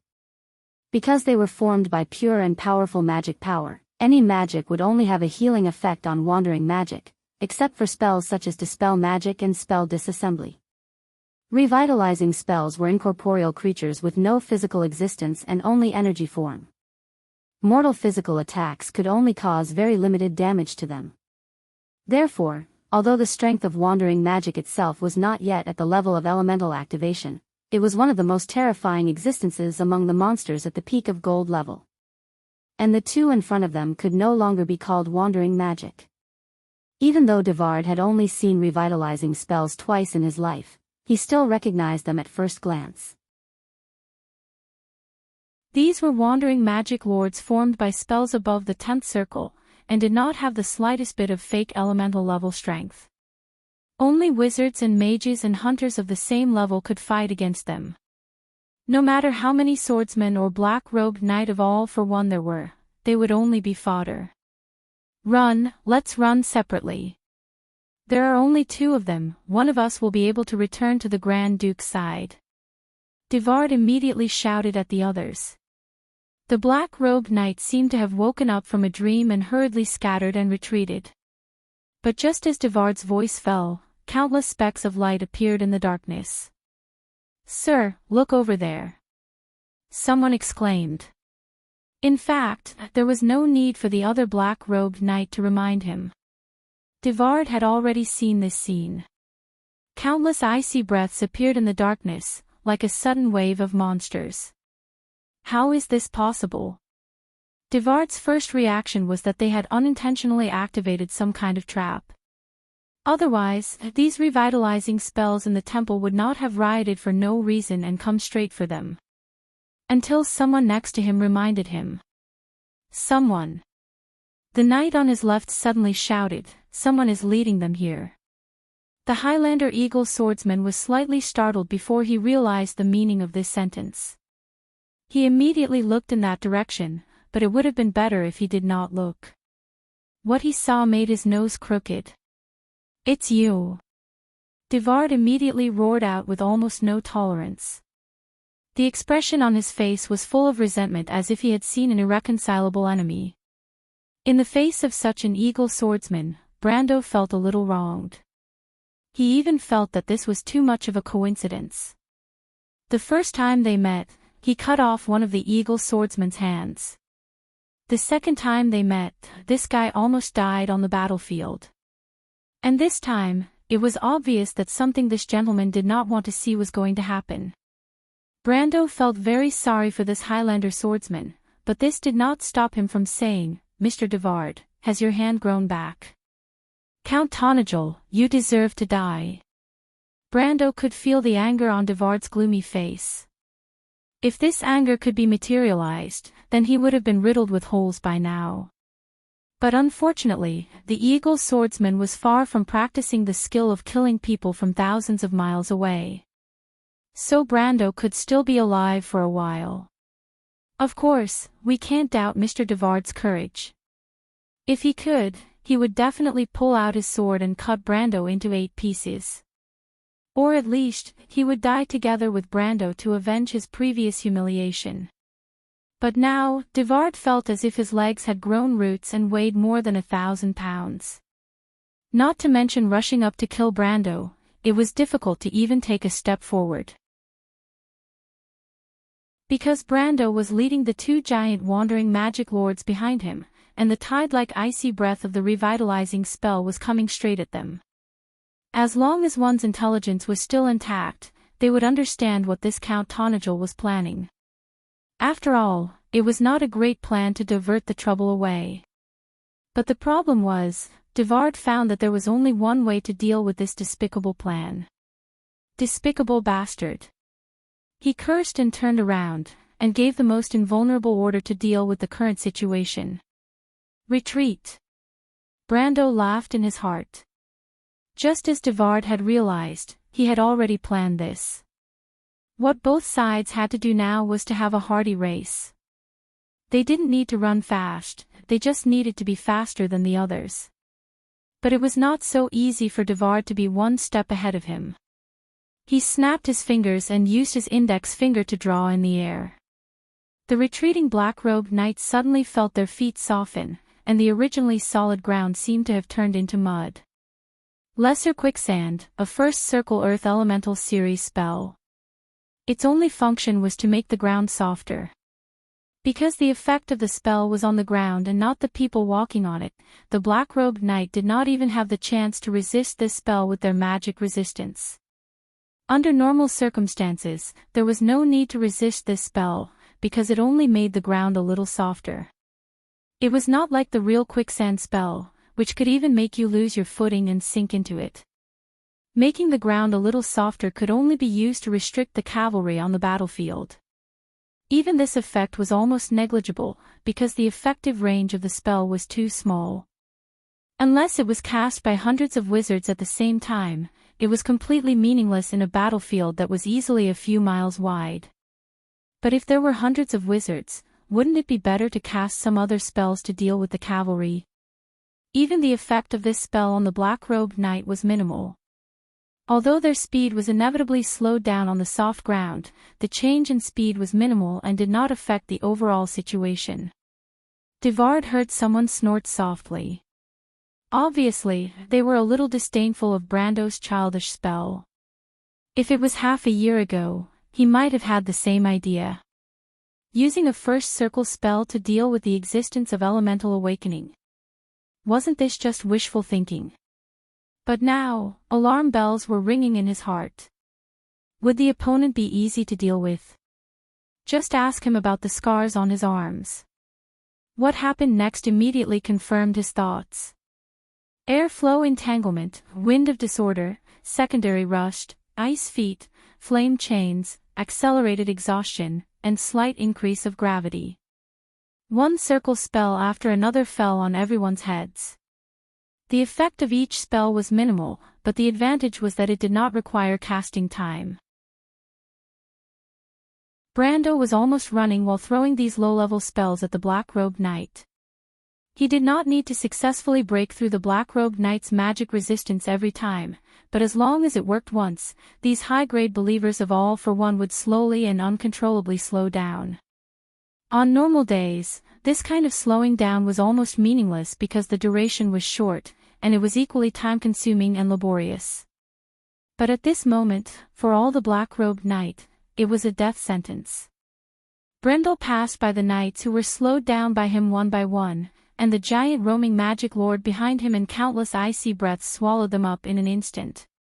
They were like pebbles thrown into the sea, swirling around in the tide of monsters and disappearing without a trace. Despicable.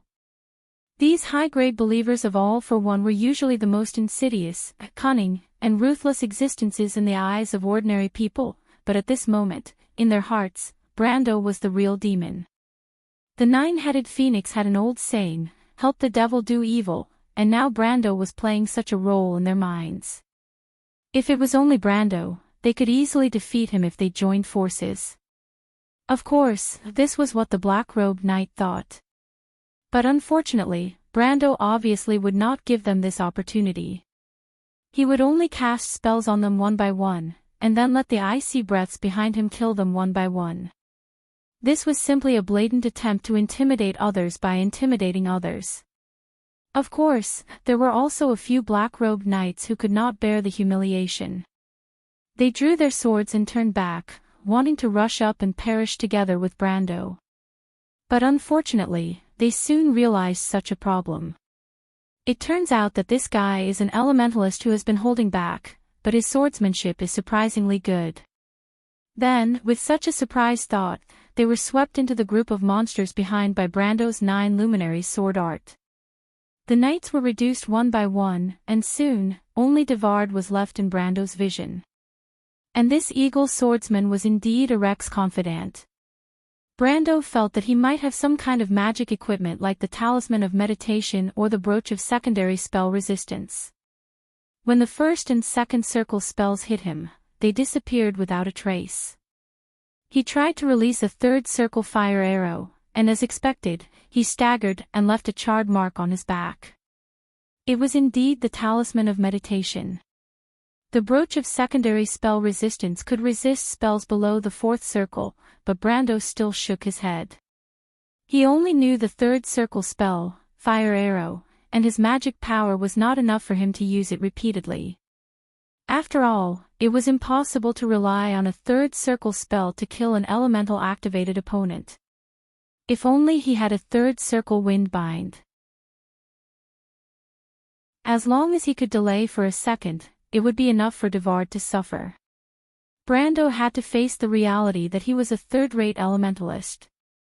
Not to mention, it was already very difficult for him to cast a second circle spell instantly, and this was thanks to his high will. If he forced a third circle spell to be cast instantly, he might not be able to withstand the backlash. And if he wanted to stand still and cast a spell, he would have to ask the army of frost breaths behind him if they were willing to stop and wait for him. The answer was obviously no. Now, Brando had to face two problems. 1, Devard ran faster than him.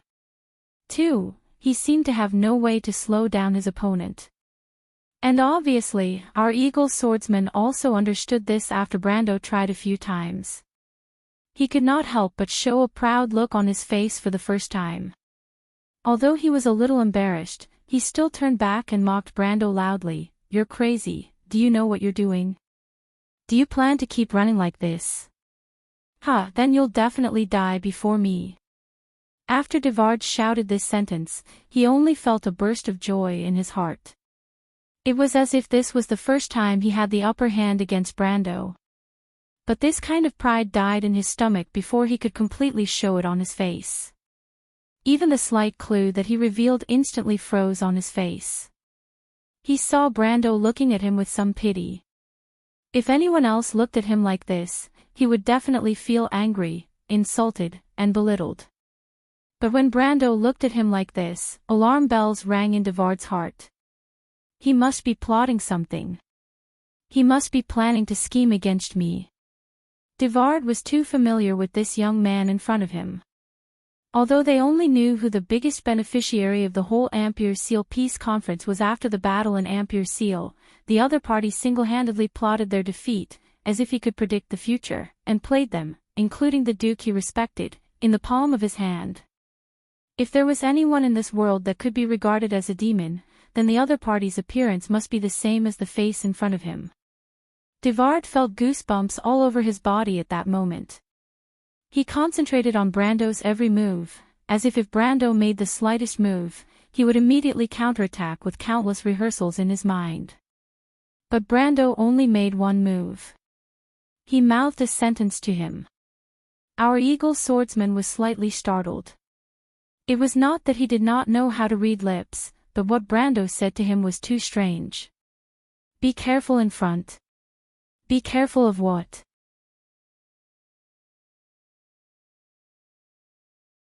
Chapter 8:14.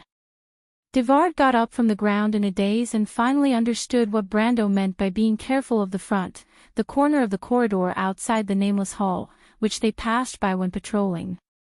He ran almost at full speed, and then hit the wall that was harder than steel. Brando seemed to be reminding him, but in fact, he was trying to divert his attention. When he realized it, he had already suffered a big loss. Brando passed by Devard, took a few steps forward, and then stood against the wall. The army of revitalizing spells behind him was less than 100 feet away, but closer to Devard. What do you want to do? Devard looked at Brando shakily, not understanding why he suddenly stopped. Watch the show. Watch the show. As soon as Devard's voice fell, he saw Brando take out a long sheet from his backpack. Oh, no, it should be a gray cloak, but this cloak was too big and too long, it looked more like a giant's thing. Devard was slightly startled, and suddenly felt that this thing was somewhat familiar. Then he saw Brando lift the cloak over his head, covered from head to toe, and disappeared completely. No, you devil. Devard immediately understood Brando's intentions. He roared angrily and looked back, and his face turned pale. Two roaming magic lords were standing in front of him like two towering mountains.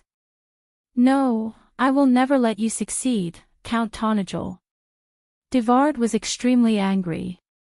He stood there motionless, and even if he died, he did not intend to lead these revitalizing spells away. The giant revitalizing spells that were like stars continued to move forward, and the tentacles that exuded soft light swept across the entire hall like a river of stars. Devard's face turned green and white. He was indifferent at first, but when the tentacles swept over his head with a buzzing sound, his face changed. Save me, or I will die with you. He gritted his teeth and shouted in the direction of Brando. Unfortunately, Brando seemed to have really disappeared, and there was no response from that direction. You will regret this. Devard finally panicked. He knew that he was just bluffing, but he didn't expect the other party to be so indifferent. He was covered in cold sweat, and at the last moment, he shouted, Count Tonagel, I know you want me to lead these monsters to Ducarec, but don't even think about it. This time, I will never give in to you. Brando was hiding under King Buni's concealment cloak. When he heard Devard's words, he couldn't help but be amused, thinking that this guy's imagination was really rich. He really didn't think about it at all. After all, these revitalizing spells were surging energy bodies. If by any chance, even if there was only a 1 in 10,000 chance that the precious thing in Erech's hand would explode, then it would be really fun.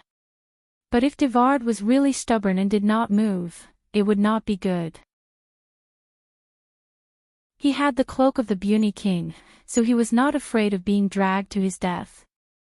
But if these revitalizing spells lost their target and happened to hit Veronica and her party who were still passing through the Eternal Extinction Square, it would be troublesome. He thought about it for a while and finally asked, "What are your conditions?" But he used a little trick.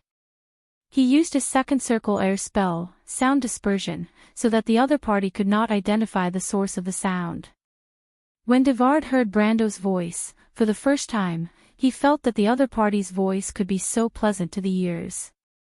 He hurriedly shouted, "Save me!" "Are you kidding me?" Brando sneered. "If I save you, who will lead these monsters away from me?" He usually saw this guy as a little stupid under a wreck, but he was still reliable. He didn't expect his intelligence to plummet at the critical moment. Devard saw that the corridor was silent again, and the revitalizing spells were only a dozen meters away from him.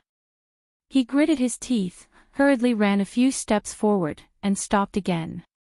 He realized that he had said something stupid, but he was not a real fool after all. After a little consideration, he understood Brando's real intention. "I will lead these monsters away, but you have to promise me one thing." "What is it?" "I want you to promise on behalf of Her Royal Highness to spare the Duke's life." Devard took a deep breath and replied. "Why should I promise on behalf of Her Royal Highness?" Brando couldn't help but feel a little amused. He thought to himself that this guy's brain must have been damaged, otherwise, why would he say something stupid again and again? "Because you are the Count of Tonajol, the person who reached out to save her and her brother when the royal faction betrayed her. You signed an agreement with His Royal Highness, on the surface, to recuperate, but in reality, it is to balance the North and South. In this way, Her Royal Highness, whose relationship with the royal faction is difficult to repair, will inevitably have to rely on you. You sit on Tonajol, Count Radner will also be your fiefdom in the future. When you grow stronger, your position in Erewhon will be unshakable. In the Battle of Ampere Seal, you are the biggest winner. You are the future Minister of Erewhon, the one who will truly have the final say. How can Her Royal Highness not listen to you?" Devard roared angrily. Brendel was slightly taken aback. He did not expect this girl to come up with so many reasons. Signing an agreement with His Royal Highness was for the sake of balancing the North and the South. He suddenly shook his head with a bitter smile. To outsiders, it must be the same. Even Her Royal Highness probably thought so too.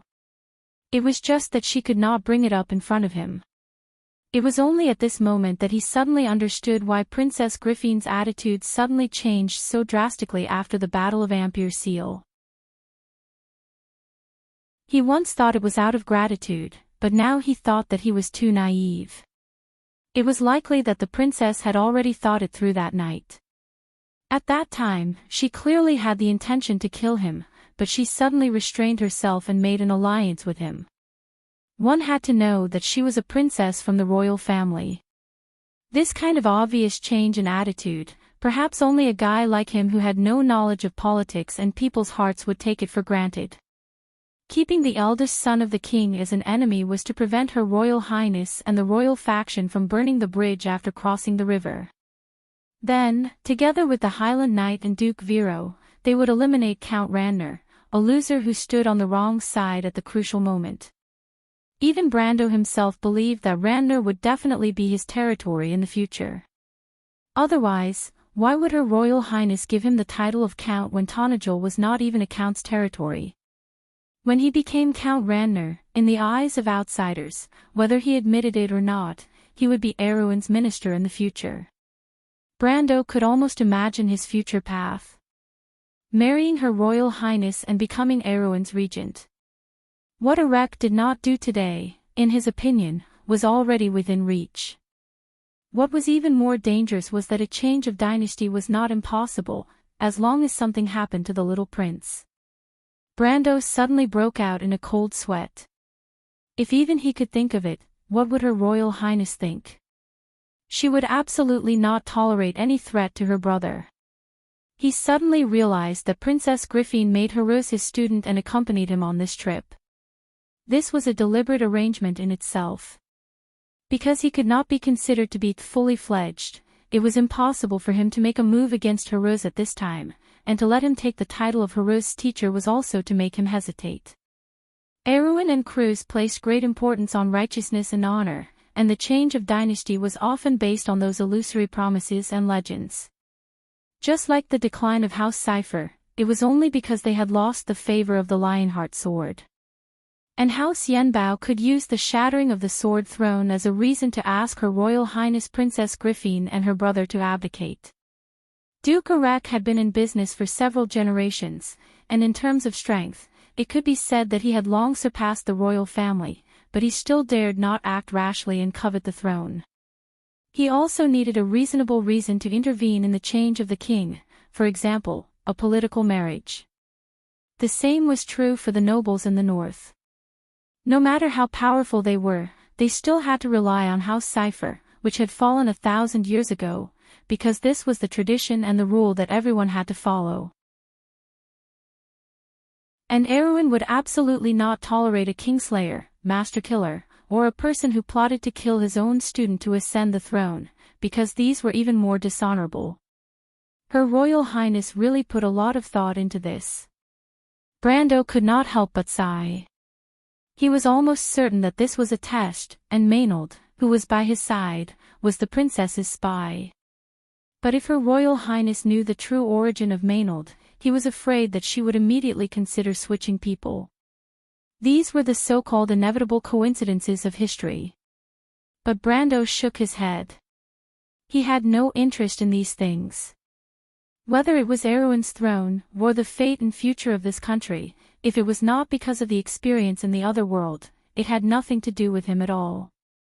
Presumably, Senior was the same.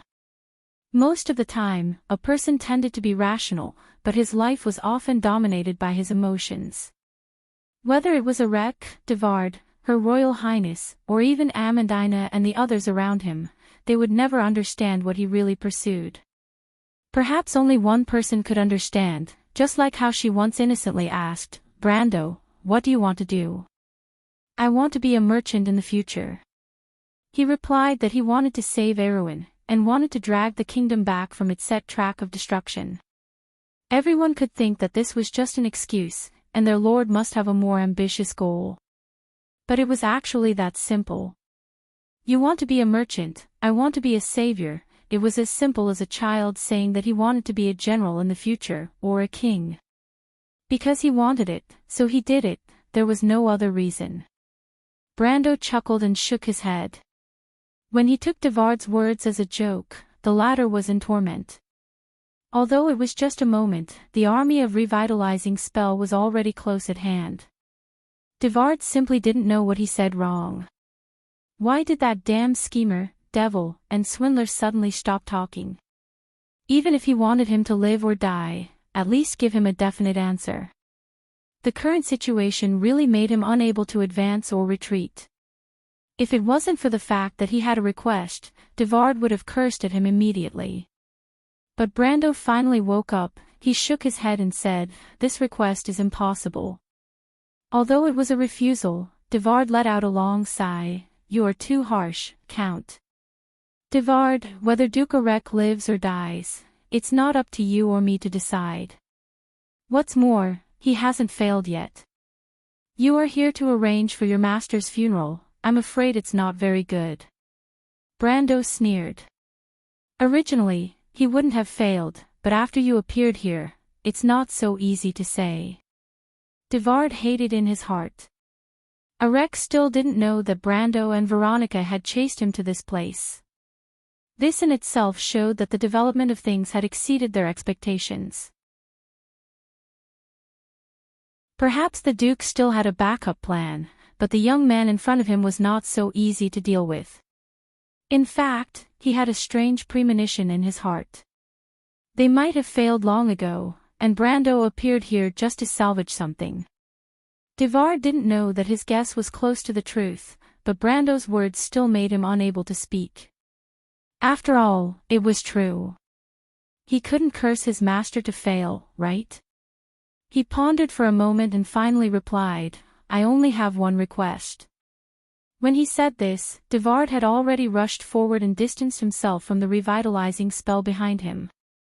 "Say it," Brando replied.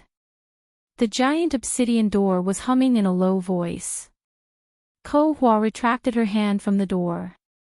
Streams of light flowed in the texture of the door, and all the streams of light gathered in the central groove, forming a bright nebula. "It's done," Ekis' eldest daughter replied coldly. Behind her, the eyes of the members of All for One flashed with excitement. Only Erek's expression remained unchanged.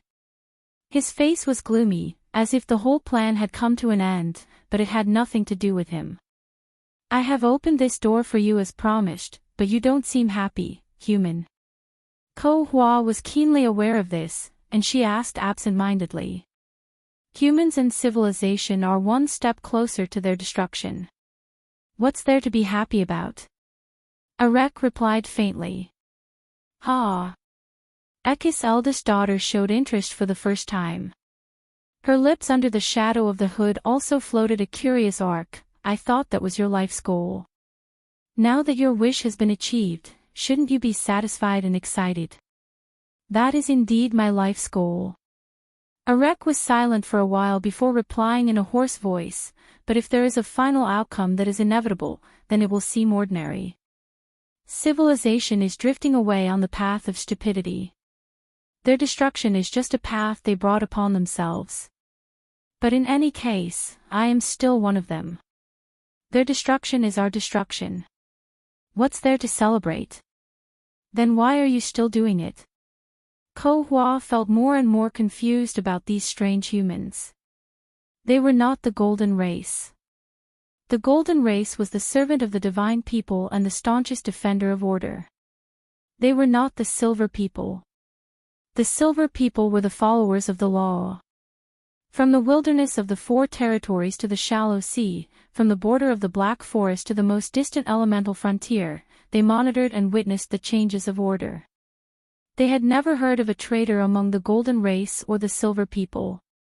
But these people in front of her were the last generation of the Black Iron People. It was Ko Hua's first time dealing with these humans, but she felt a strange feeling from them. She seemed to have realized something, but immediately shook her head and threw this strange premonition to the back of her mind. After a roar, the giant obsidian door gradually retreated to both sides, revealing a dark corridor behind. The soft light from the magic gemstones held high in the hands of the members of All for One poured in through the open gap, illuminating the corridor that had been covered in dust for thousands, or even tens of thousands of years. Spiral Hall, there were even people who let out a low cry. "Miss Ko Hua, you are not human and can't understand human emotions." Most of the time, humans claim to be rational, but their lives are often driven by emotions, making them do things that are very impulsive and incomprehensible in the eyes of others. Erek did not seem to care about what was happening in front of him. He showed a rare interest and chatted with the noble lady. "Are you the same?" Ko Hua narrowed her eyes and stared at the old man who seemed to have completely withered on the surface, but she could feel the will supported by a strong majesty in the other's stooped body. Although this majesty seemed a little ridiculous to her, for others, it was inviolable. "I am also human, I am not excluded," Erek replied. "Let order return to truth. Don't you agree that this is a great purpose?" Ko Hua asked again. "This is indeed a great purpose, far beyond those flies about power and interests. I have seen too much stupidity, so I finally chose this path. In order to ensure that I am correct, I have even read a lot of literature and information. Few people know that I have studied for a long time in the White Tower of the Bugas. I participated in the last Holy War, but everything I have seen is confirming my guess. The Flame King established crews for only 1,000 years. Do his descendants remember the glory of 1,000 years ago? The Wind Elves betrayed their sages almost immediately. The Sun, Moon, and Star Elves, where are the Moon Elves, and where are the Star Elves? Today's fanzine is vulgar, and has long lost the transcendence of the past. Civilization and order is nothing more than a simple repetition of mistakes for 1,000 years. I am tired of this cycle of sameness. Instead of letting the future generations repeat the tragedies of their predecessors, it is better to end it once and for all. Ko Hua raised her thin eyebrows slightly, probably not expecting to elicit a long speech from the old man. But she immediately asked with her usual sharpness, I hear you speak with a strong sense of righteousness, but it is not difficult to hear the resentment in your words, human. I've never acted in the name of righteousness. I just want to make sure that what I do is right. You're right. My personal anger is my motivation. But that's my own secret. There's no need to tell outsiders. He shook his head, as if he didn't want to continue on this topic. The team moved slowly along the dark passage. After passing through a long and narrow arched door, an open space suddenly appeared in front of them. It was a spherical hole. There were similar arched doors in all directions of the hole. Each path extended from the arched door, forming a long bridge that spiraled to the center of the hole. There was a huge platform there. But the platform was not empty, but there was a stone throne, and a purple crystal was floating on the throne. When the members of All for One entered the hall, they saw a tall blue figure sitting on the throne, standing up to greet them. Humans, this is not the place where you should be. If you retreat now, you will still have room for regret. When the blue figure spoke, the whole hall buzzed. The witches once said that there was magic in language, but at this moment, the members of All for One finally understood the truth of the legend. The other party's words were not loud, but when the voice came, it was like a stormy sea. Every word seemed to be intertwined with lightning and thunder. It was obviously just a short warning, but everyone, including Erek, felt as if they had fallen into an endless storm. They were trudging through the biting cold wind, and in front of them seemed to be looming the peak of the mountain where the storm stopped. In all directions, there were endless glaciers, and in the blink of an eye, they would be completely buried under this 10,000-year-old ice. In just a short sentence, everyone understood the identity of the tall figure in front of them. Milos, the god of frost giants. Even Ko Hua bowed and greeted with a clear voice, Lord Melandal, long time no see. The voice sighed, Little Ko Hua, I thought you had stayed away from the war, it seems that things still don't go as you wish. As soon as the voice fell, the illusion in front of Erek and others finally disappeared. P.S. There is one more chapter later. Today's update is almost 11,000 words. Everyone, please give me your strength, support, and monthly votes. Work hard this month and strive for full attendance.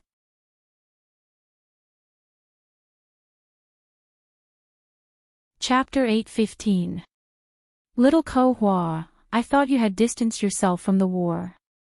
It seems that things still don't go as you wish. The voice sighed.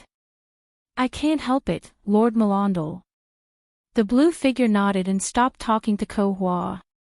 Instead, he turned to Erek and the others and said, I know why you are here, but you may not know the truth behind what you are doing. You are the Black Iron people, and according to my agreement with the crystal, I will not make things difficult for you. The awakening god is under this throne. You can choose the future of this world for yourself. After that, he took one last look at Ko Hua, and his figure gradually faded and disappeared.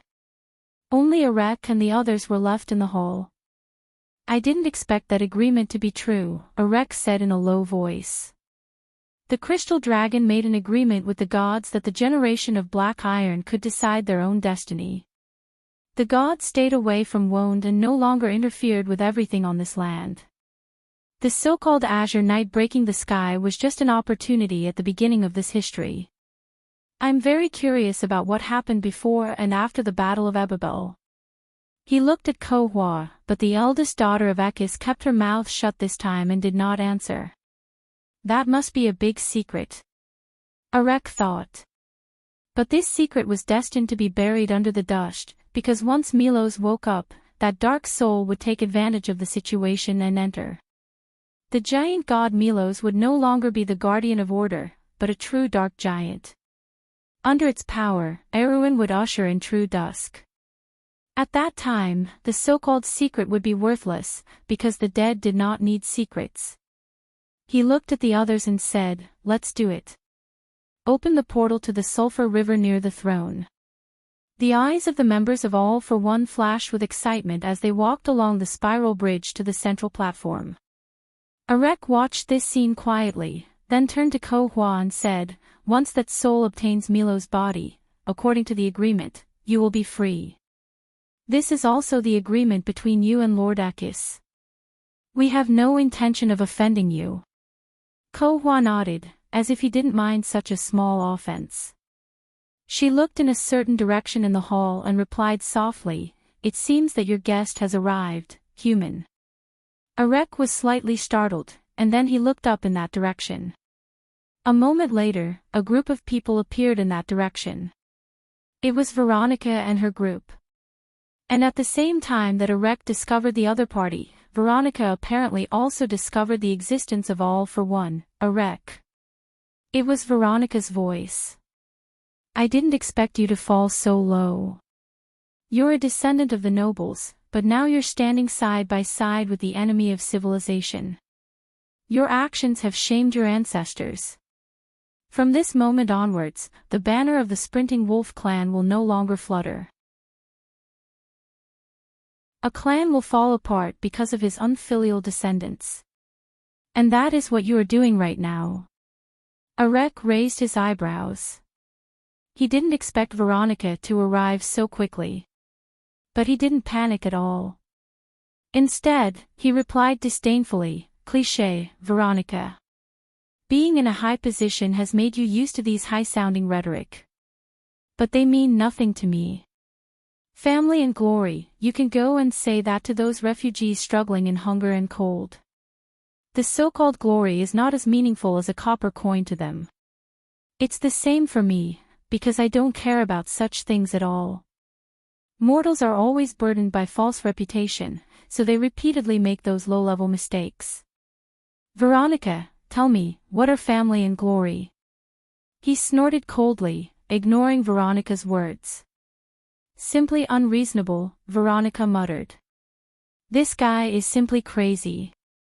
Brando listened to the conversation between the two from behind and couldn't help but smile bitterly. This was probably because of their different identities and perspectives. Although Arek was also a noble, he was obviously more interested in the identity of a cultist. For these lunatics in the eyes of ordinary people, family and glory were indeed meaningless. In fact, even in his opinion, he had to admit that Arek's words made sense. Indeed, in many cases, the so-called glory was actually worthless. Nobles like to use the sense of glory as the standard of all things in the world, but in Brando's opinion, this was at best a noble standard. But he just thought about it, and didn't dare to say it out loud. He understood that he had such an idea because half of the soul in his body came from another era, and in the current wound, Veronica's previous words were still relatively mainstream. Brando didn't want to be a non-mainstream, and didn't want to be taught a lesson by this army commander in private, so he wisely chose not to be entangled with him on this issue. But this didn't mean that he agreed with Arek's view. Arek, the Black Iron generation can control their own destiny, but it doesn't mean that you can control the destiny of others. Whether this world is right or wrong, it's not up to you, and it's not up to All for One to say. After Brando agreed to Devard's request, he returned to Veronica and the others wearing the Buny King's cloak.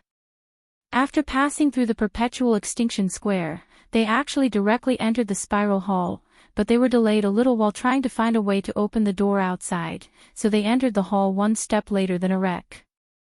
But even so, they still heard the last words of Erech and Milos.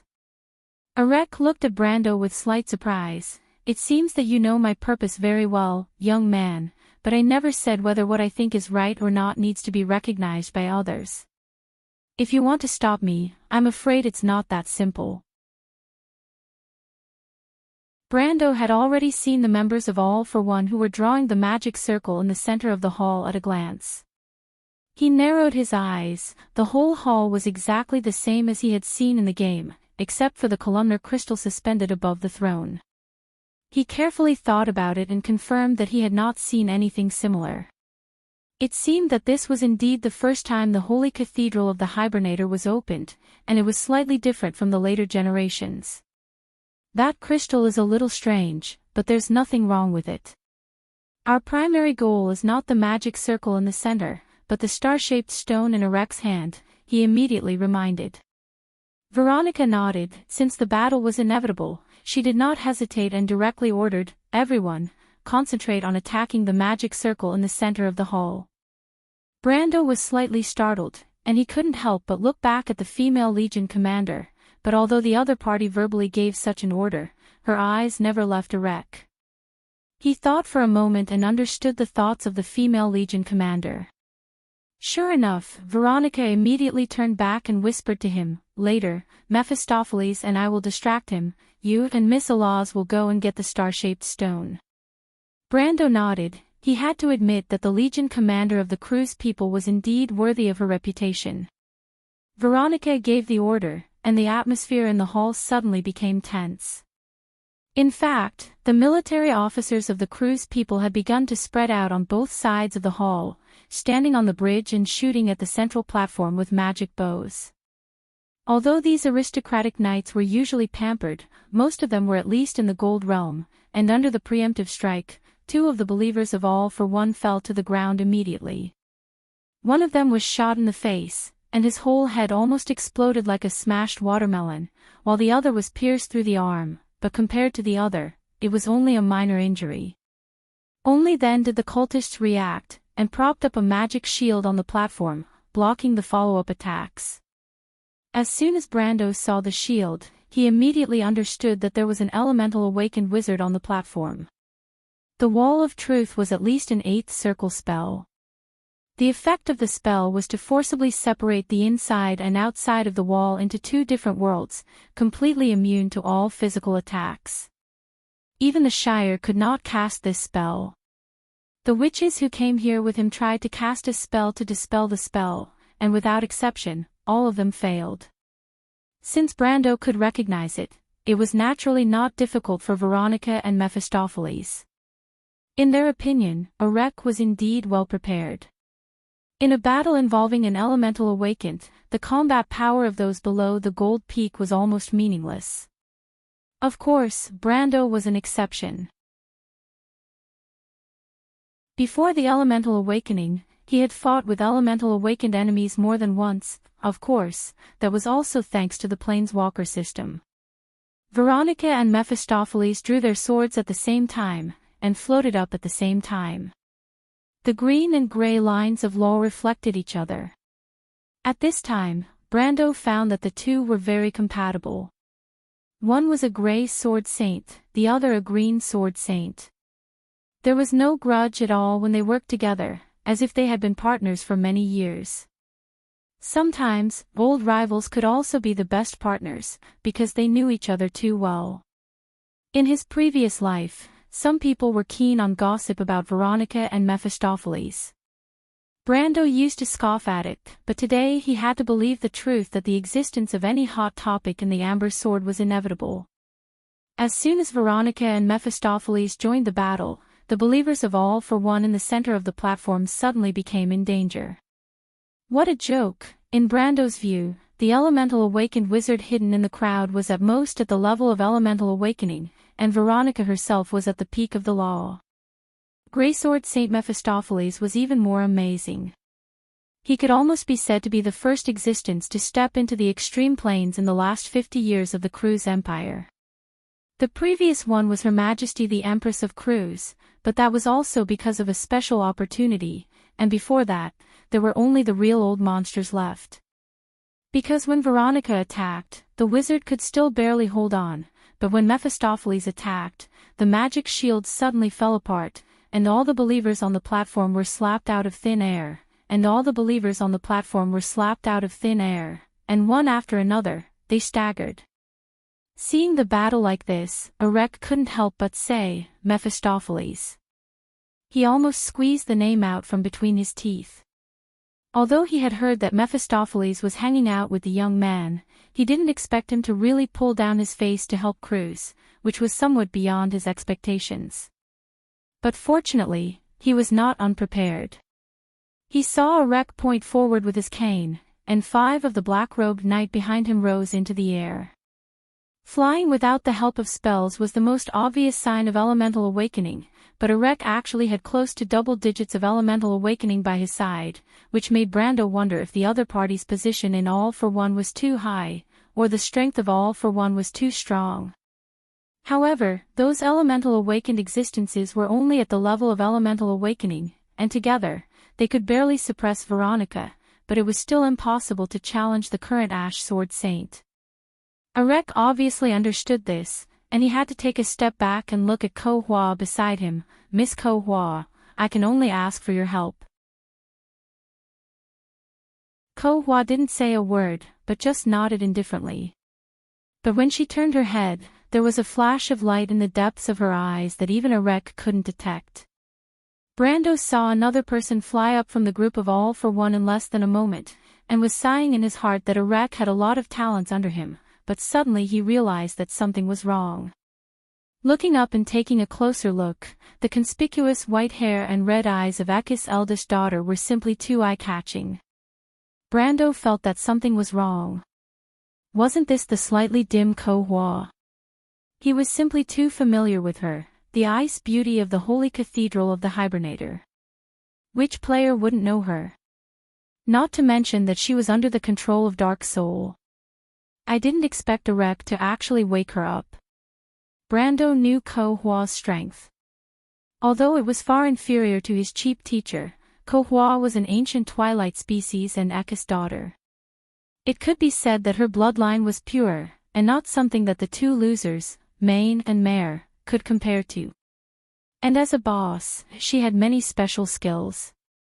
If she was caught off guard, Veronica and Mephisto might really suffer a big loss. Thinking of this, he hurriedly reminded, "Be careful, teacher, Sir Legion Commander, that's Ko Hua." As soon as Brando spoke, he attracted Ko Hua's attention. Not many people knew her now, except for Erec, and that was because the other party had seen her original body. But she didn't expect that someone on the enemy's side would recognize her in her human form at a glance. Although she was flying in the direction of Mephisto, she actually had other plans in mind. Now that her identity was called out, she was very angry. The eldest daughter of Ekis hated in her heart and immediately looked in the direction of Brando.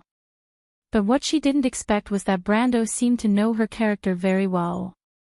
He pulled the little female dragon over first, then lifted the concealing cloak and covered the two of them tightly. Concealing cloak. Ko Hua saw Brando's last move, and then the two of them completely disappeared. Ordinary invisibility spells couldn't escape her perception, but now she seemed to have completely lost Brando's breath. She was experienced and knowledgeable, so naturally she guessed what the other party had used. But unfortunately, guessing was just guessing, it didn't mean that she had a way to break it. Buni was a god in her time who was on the same level as Milos, and was on the same level as her mother. The effect of his cloak was not something she could see through. The girl secretly gritted her teeth and secretly remembered Brando's appearance in her heart. Then she turned around and continued to fly towards Mephisto. Seeing that she turned and left, Brando, who was hiding under the cloak, was really relieved.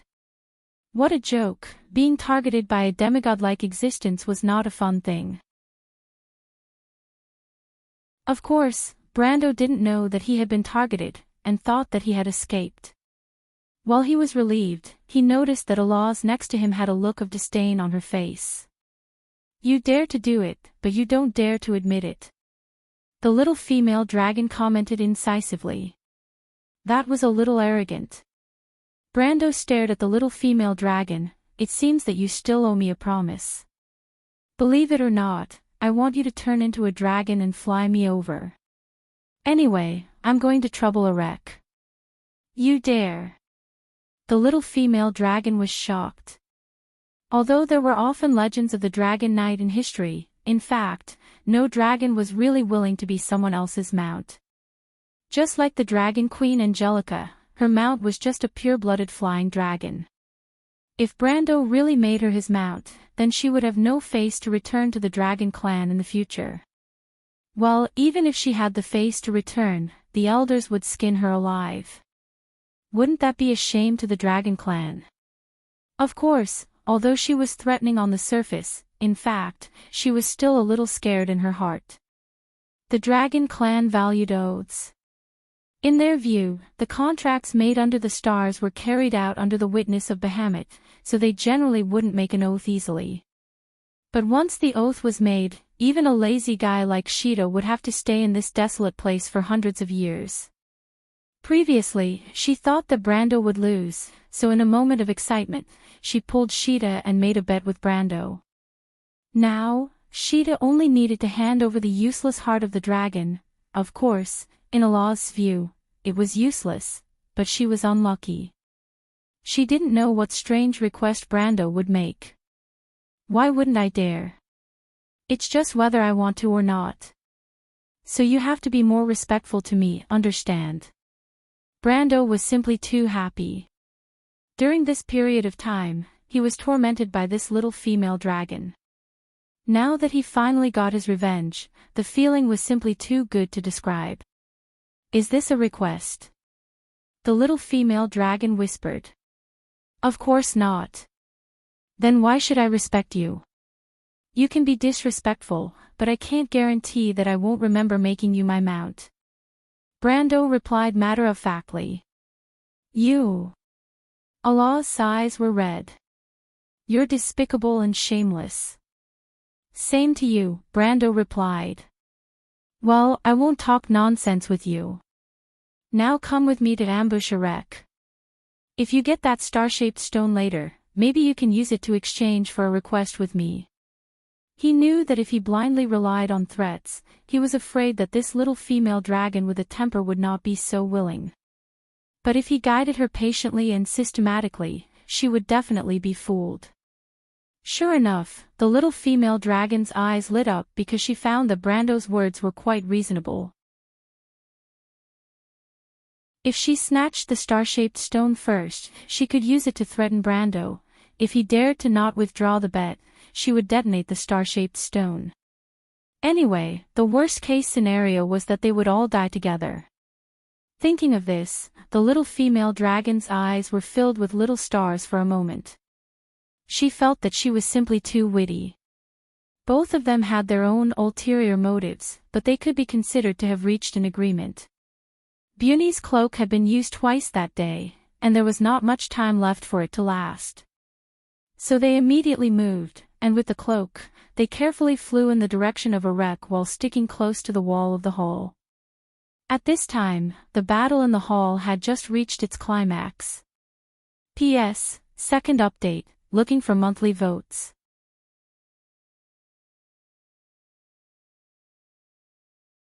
Chapter 8:16.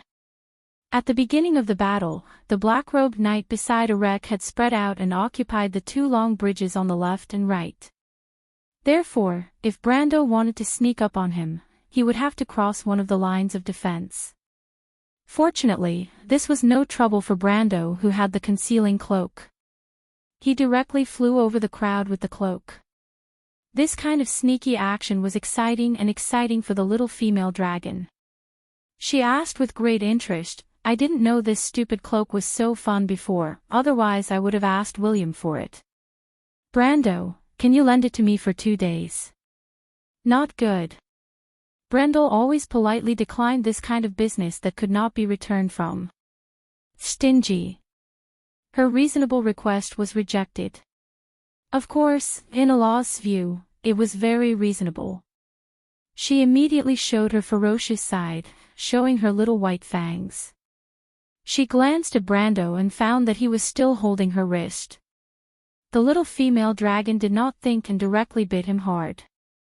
Hiss, Brando gasped in pain. Even if his skin was as hard as steel, those were dragon teeth. And why was this guy like a dog? Wasn't she a dragon?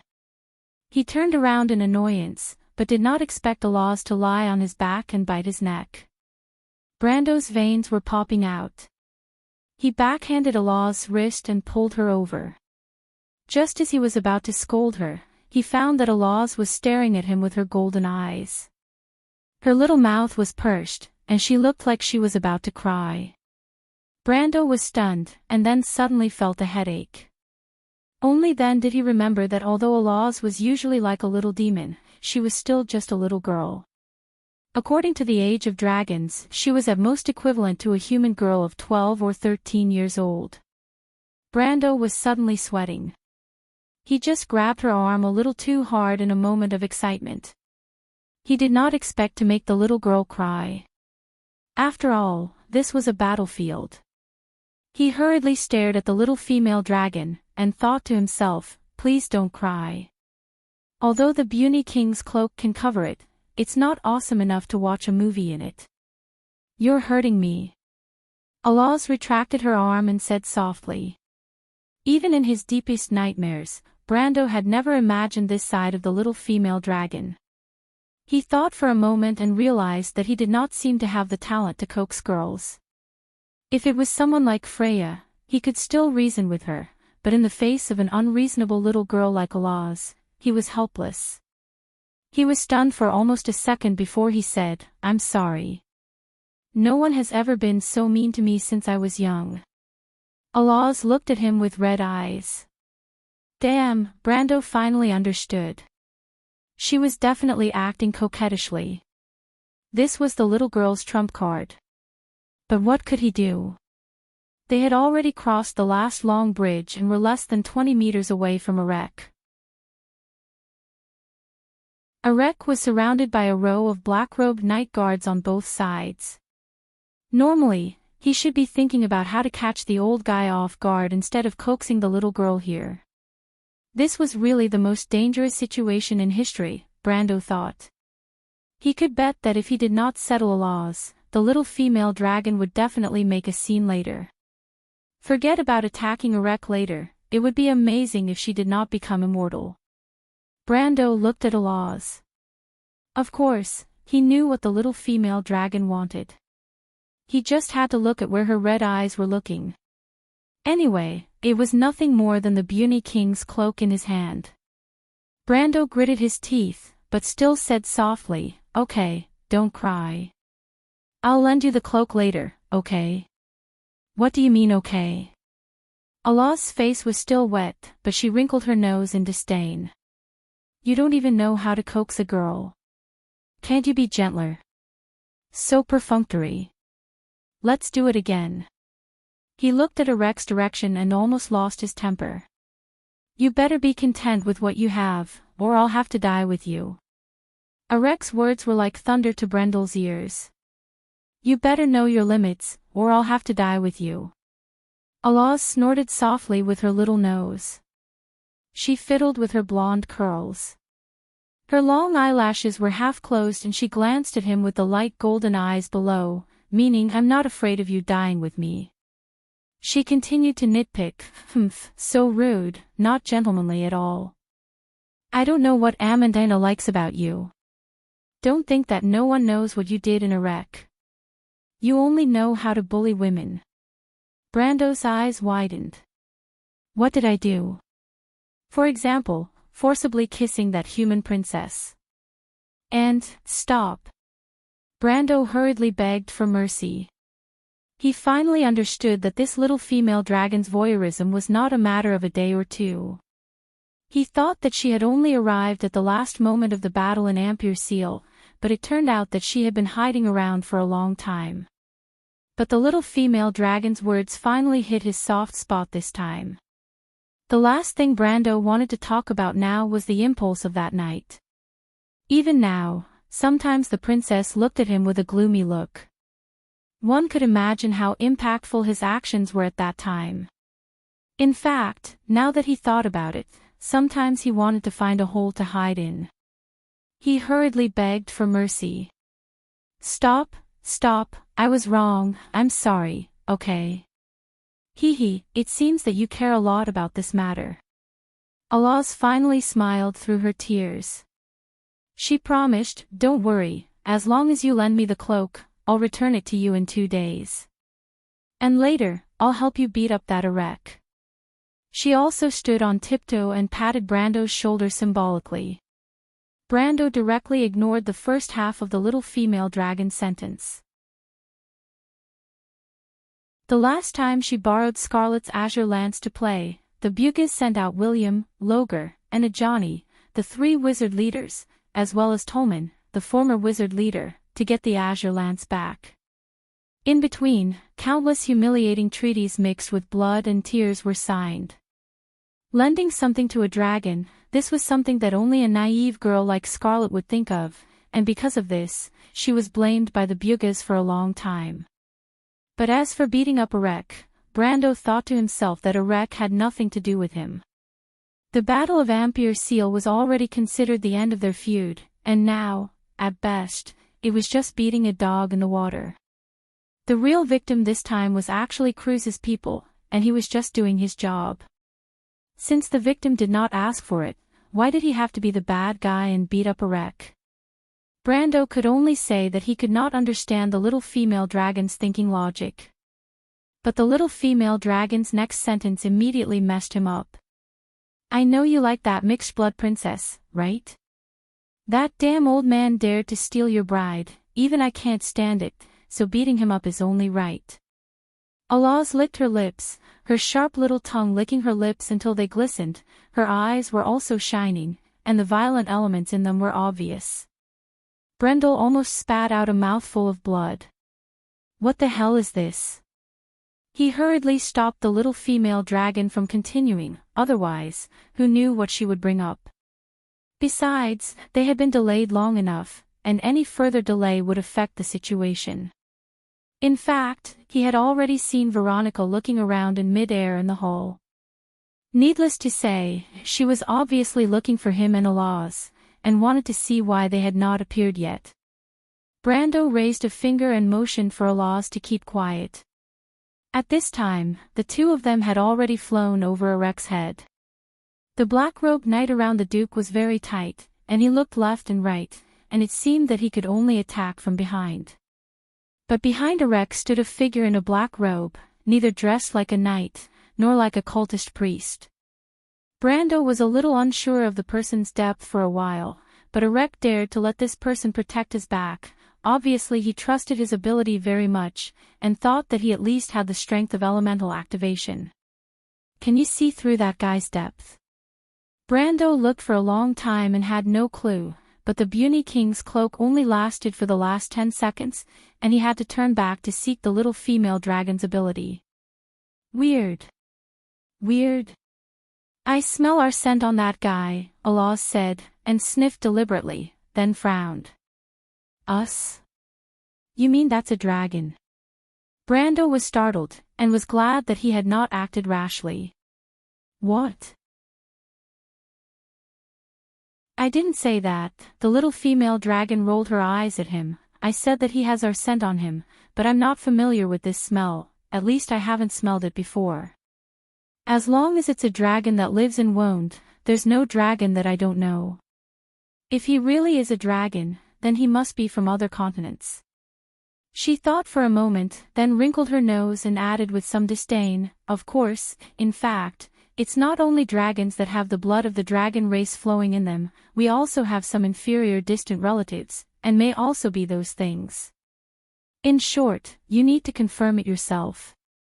You might as well not say it. Brando saw Alaz showing her sharp teeth again, and hurriedly stopped her. Don't. You want to bite for a while, I want you to bite as much as you want, but not now.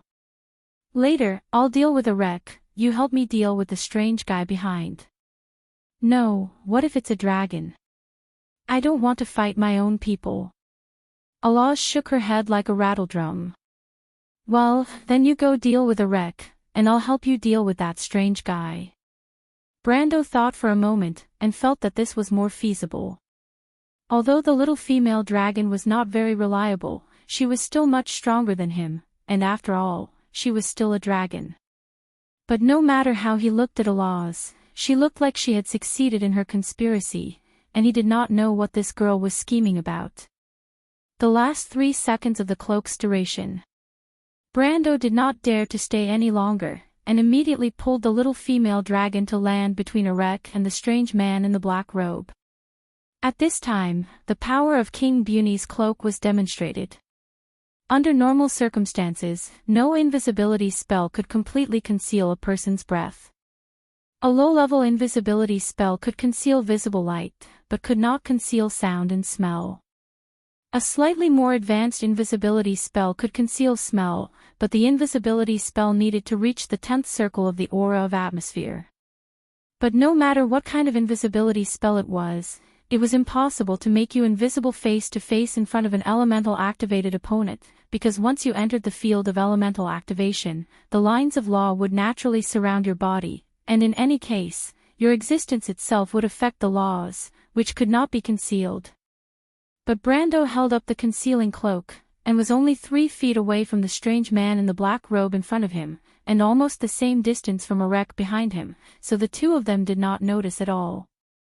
Brando made a gesture, and he and the little female dragon immediately stood back to back. The cloak was almost at the last second, and Brando also glanced at the appearance of the strange man in the black robe in front of him. Unfortunately, the other party's face was completely hidden under the hood, and it was impossible to see clearly. He only saw a pair of shining golden eyes, which were very similar to Alaz. Was it really a dragon? He could not help but feel his heart skip a beat. And at this time, Alaz had already made her move on Erek. Erek held the cane in one hand and the heart of the dragon in the other, completely unaware of the enemy who had sneaked up behind him.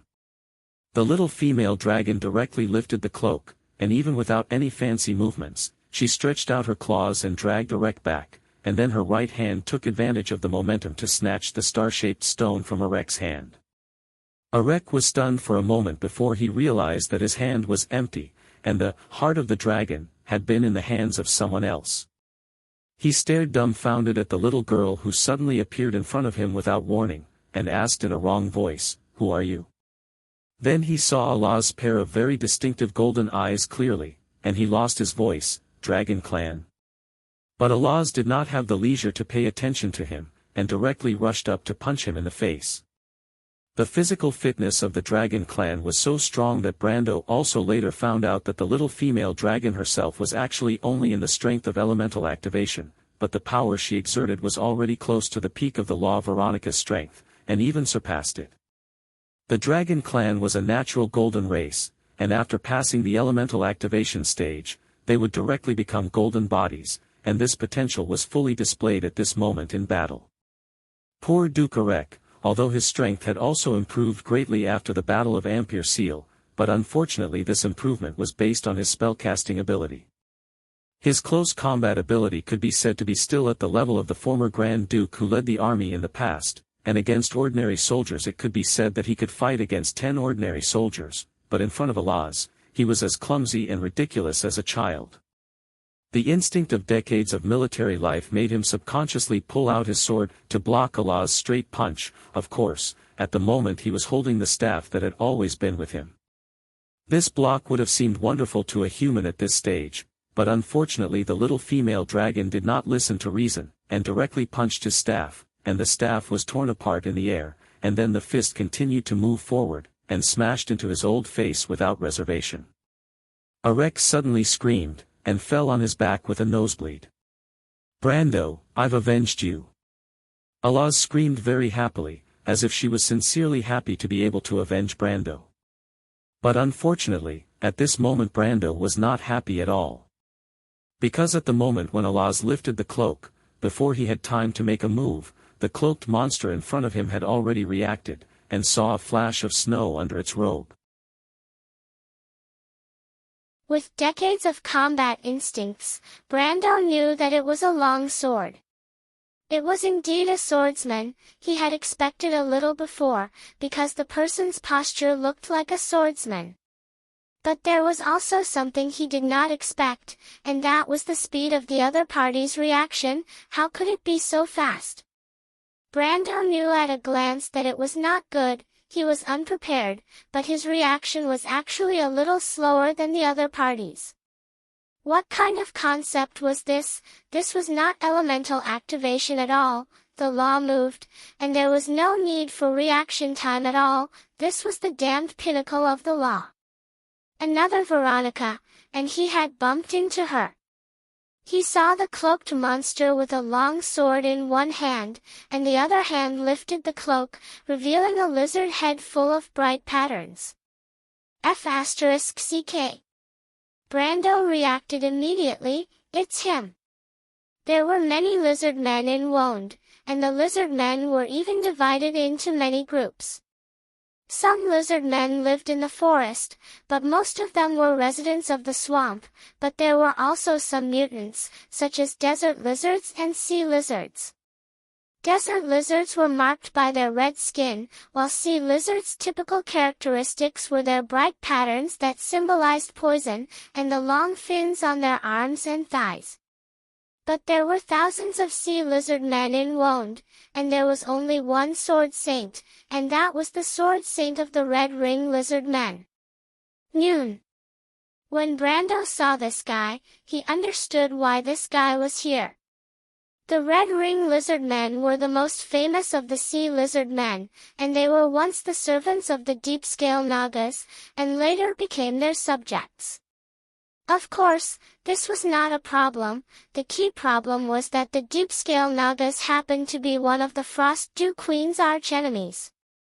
Obviously, these damned lizard men had heard of the Grey-Fin Naga's actions in Ampere Seal, and it was not difficult to infer that they had formed an alliance with the humans, and now, these lizard men had obviously found another ally on land, which happened to be Brando's archenemy.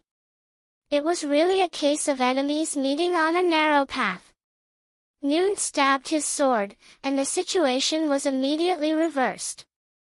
Brando did not expect to face a sword saint. In the entire Wonde, there were only 17 or 18 sword saints in this era, and they were scattered in the various empires. How could they all gather in Erewhon, and Erewhon was not a place with good feng shui. But when Brando did not expect it, this sword saint who was least likely to appear stood in front of him. This was not like Williams, who was half-baked. Noon itself had the strength of the Law of Pinnacle, and its history of becoming a sword saint was much longer than Veronica's. When this sword stabbed over, Brando became the unsuspecting party. He saw the shining sword tip, and countless thoughts flashed through his mind, but none of them told him how to dodge. 9 Luminaries Sword Saint? Stop joking, it was not that fast. Activating the 9 Luminaries sword art required time, and the tip of the enemy's sword was already pointed at his nose. He only had the time to think, either live or die. Even Unyielding couldn't save him. Brendel didn't dare to hope that Unyielding's talent wouldn't treat the head as a vital part. But the moment Brando's blood froze, the floor of the hall suddenly shook, and there was a creaking sound as it tilted downwards. Even the lizard man's sword saint did not expect this sudden change, and he could only watch as the sword tip in his hand pierced through Brando's hair. Brando watched the dramatic scene with his mouth agape, and there was only one thought in his mind: Martha bless me, who saved my life. P.S. Today's first update, there will be a second update later, please vote, everyone.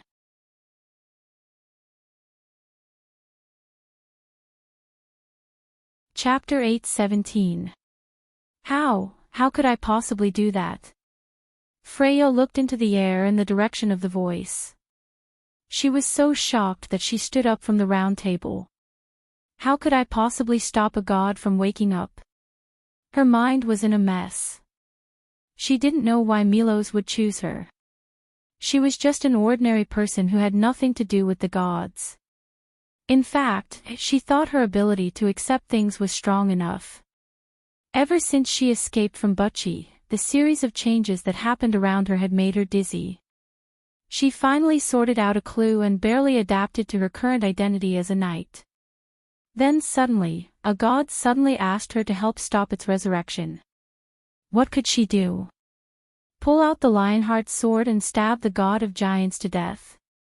Of course, perhaps in the legends in the future, it would be written that in the last 10 days of the summer in the year of the sword, the female knight Freya assassinated the last god, Milos, the father of the frost giants.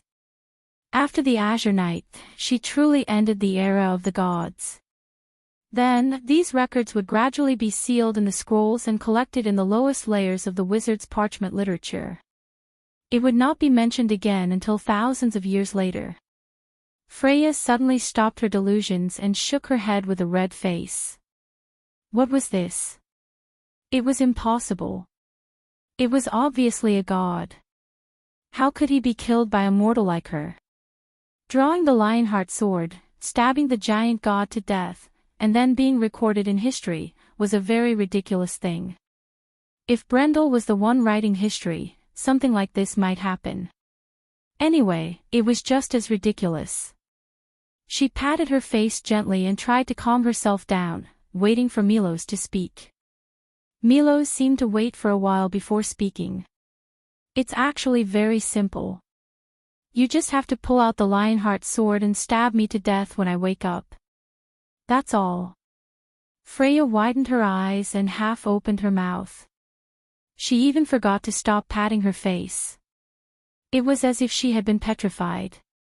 She was frozen there. Milos suddenly laughed out loud. You have a rich imagination, little girl.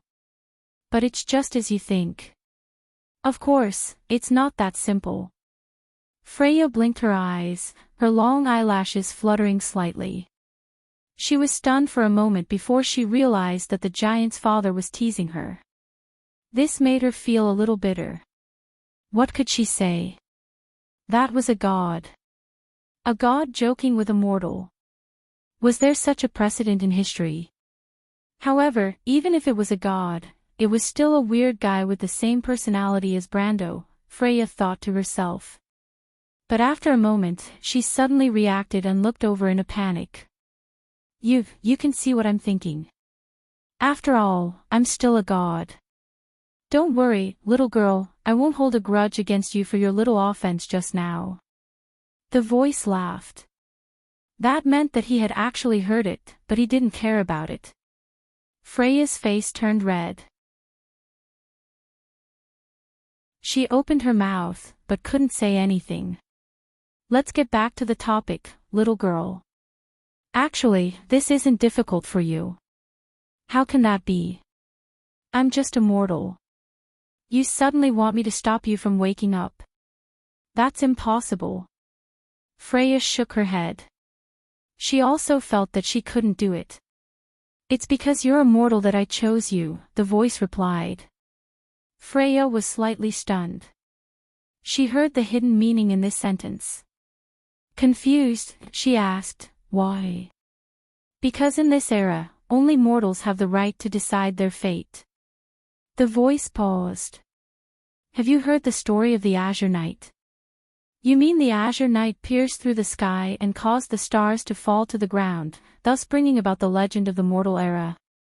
Freya suddenly felt a little melancholy. She nodded. When I was very young, I heard such a bedtime story. She didn't finish her sentence.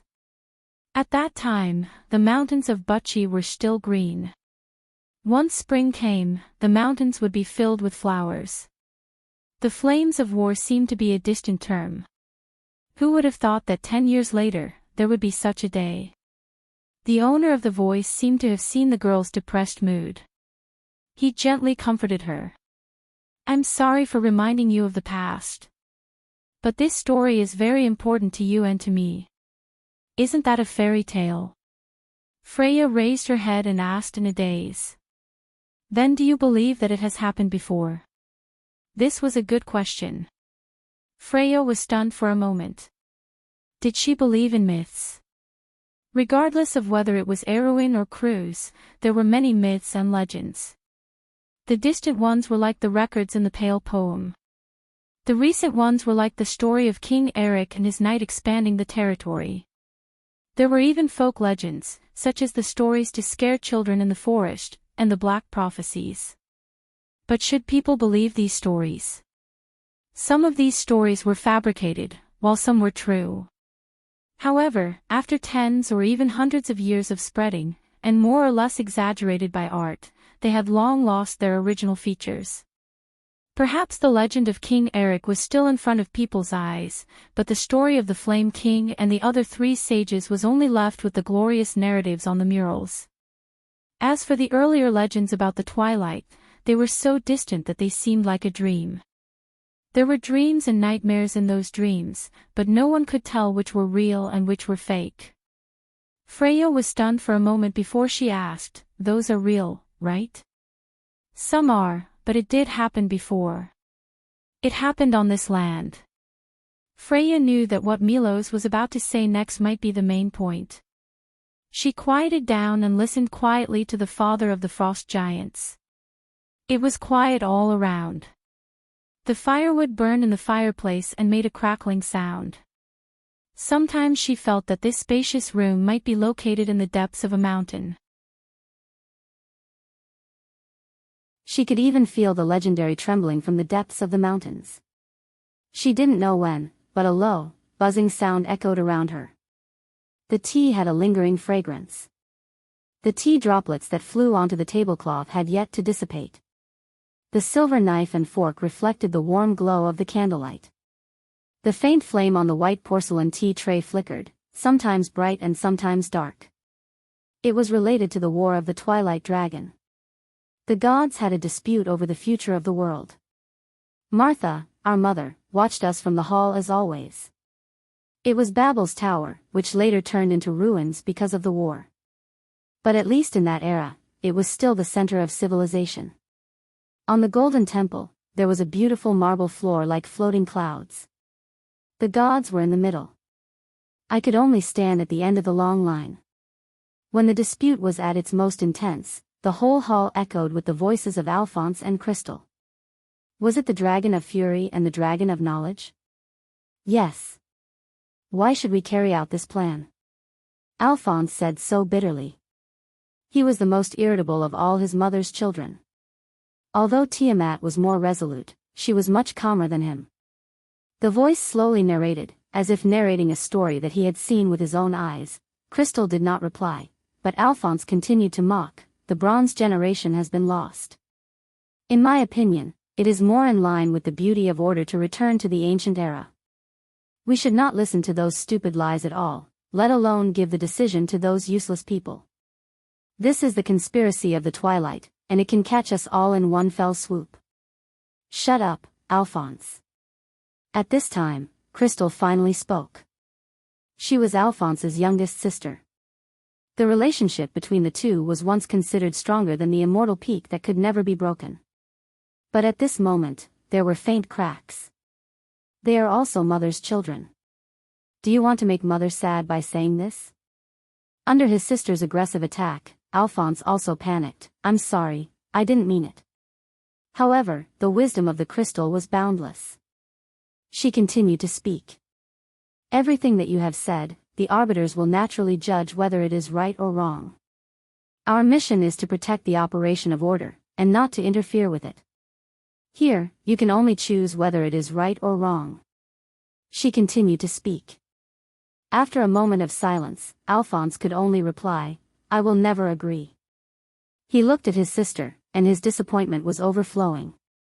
The break between the two was like the birth of a new sea. A gap quickly formed and could not be made up. Freya quietly listened to the story.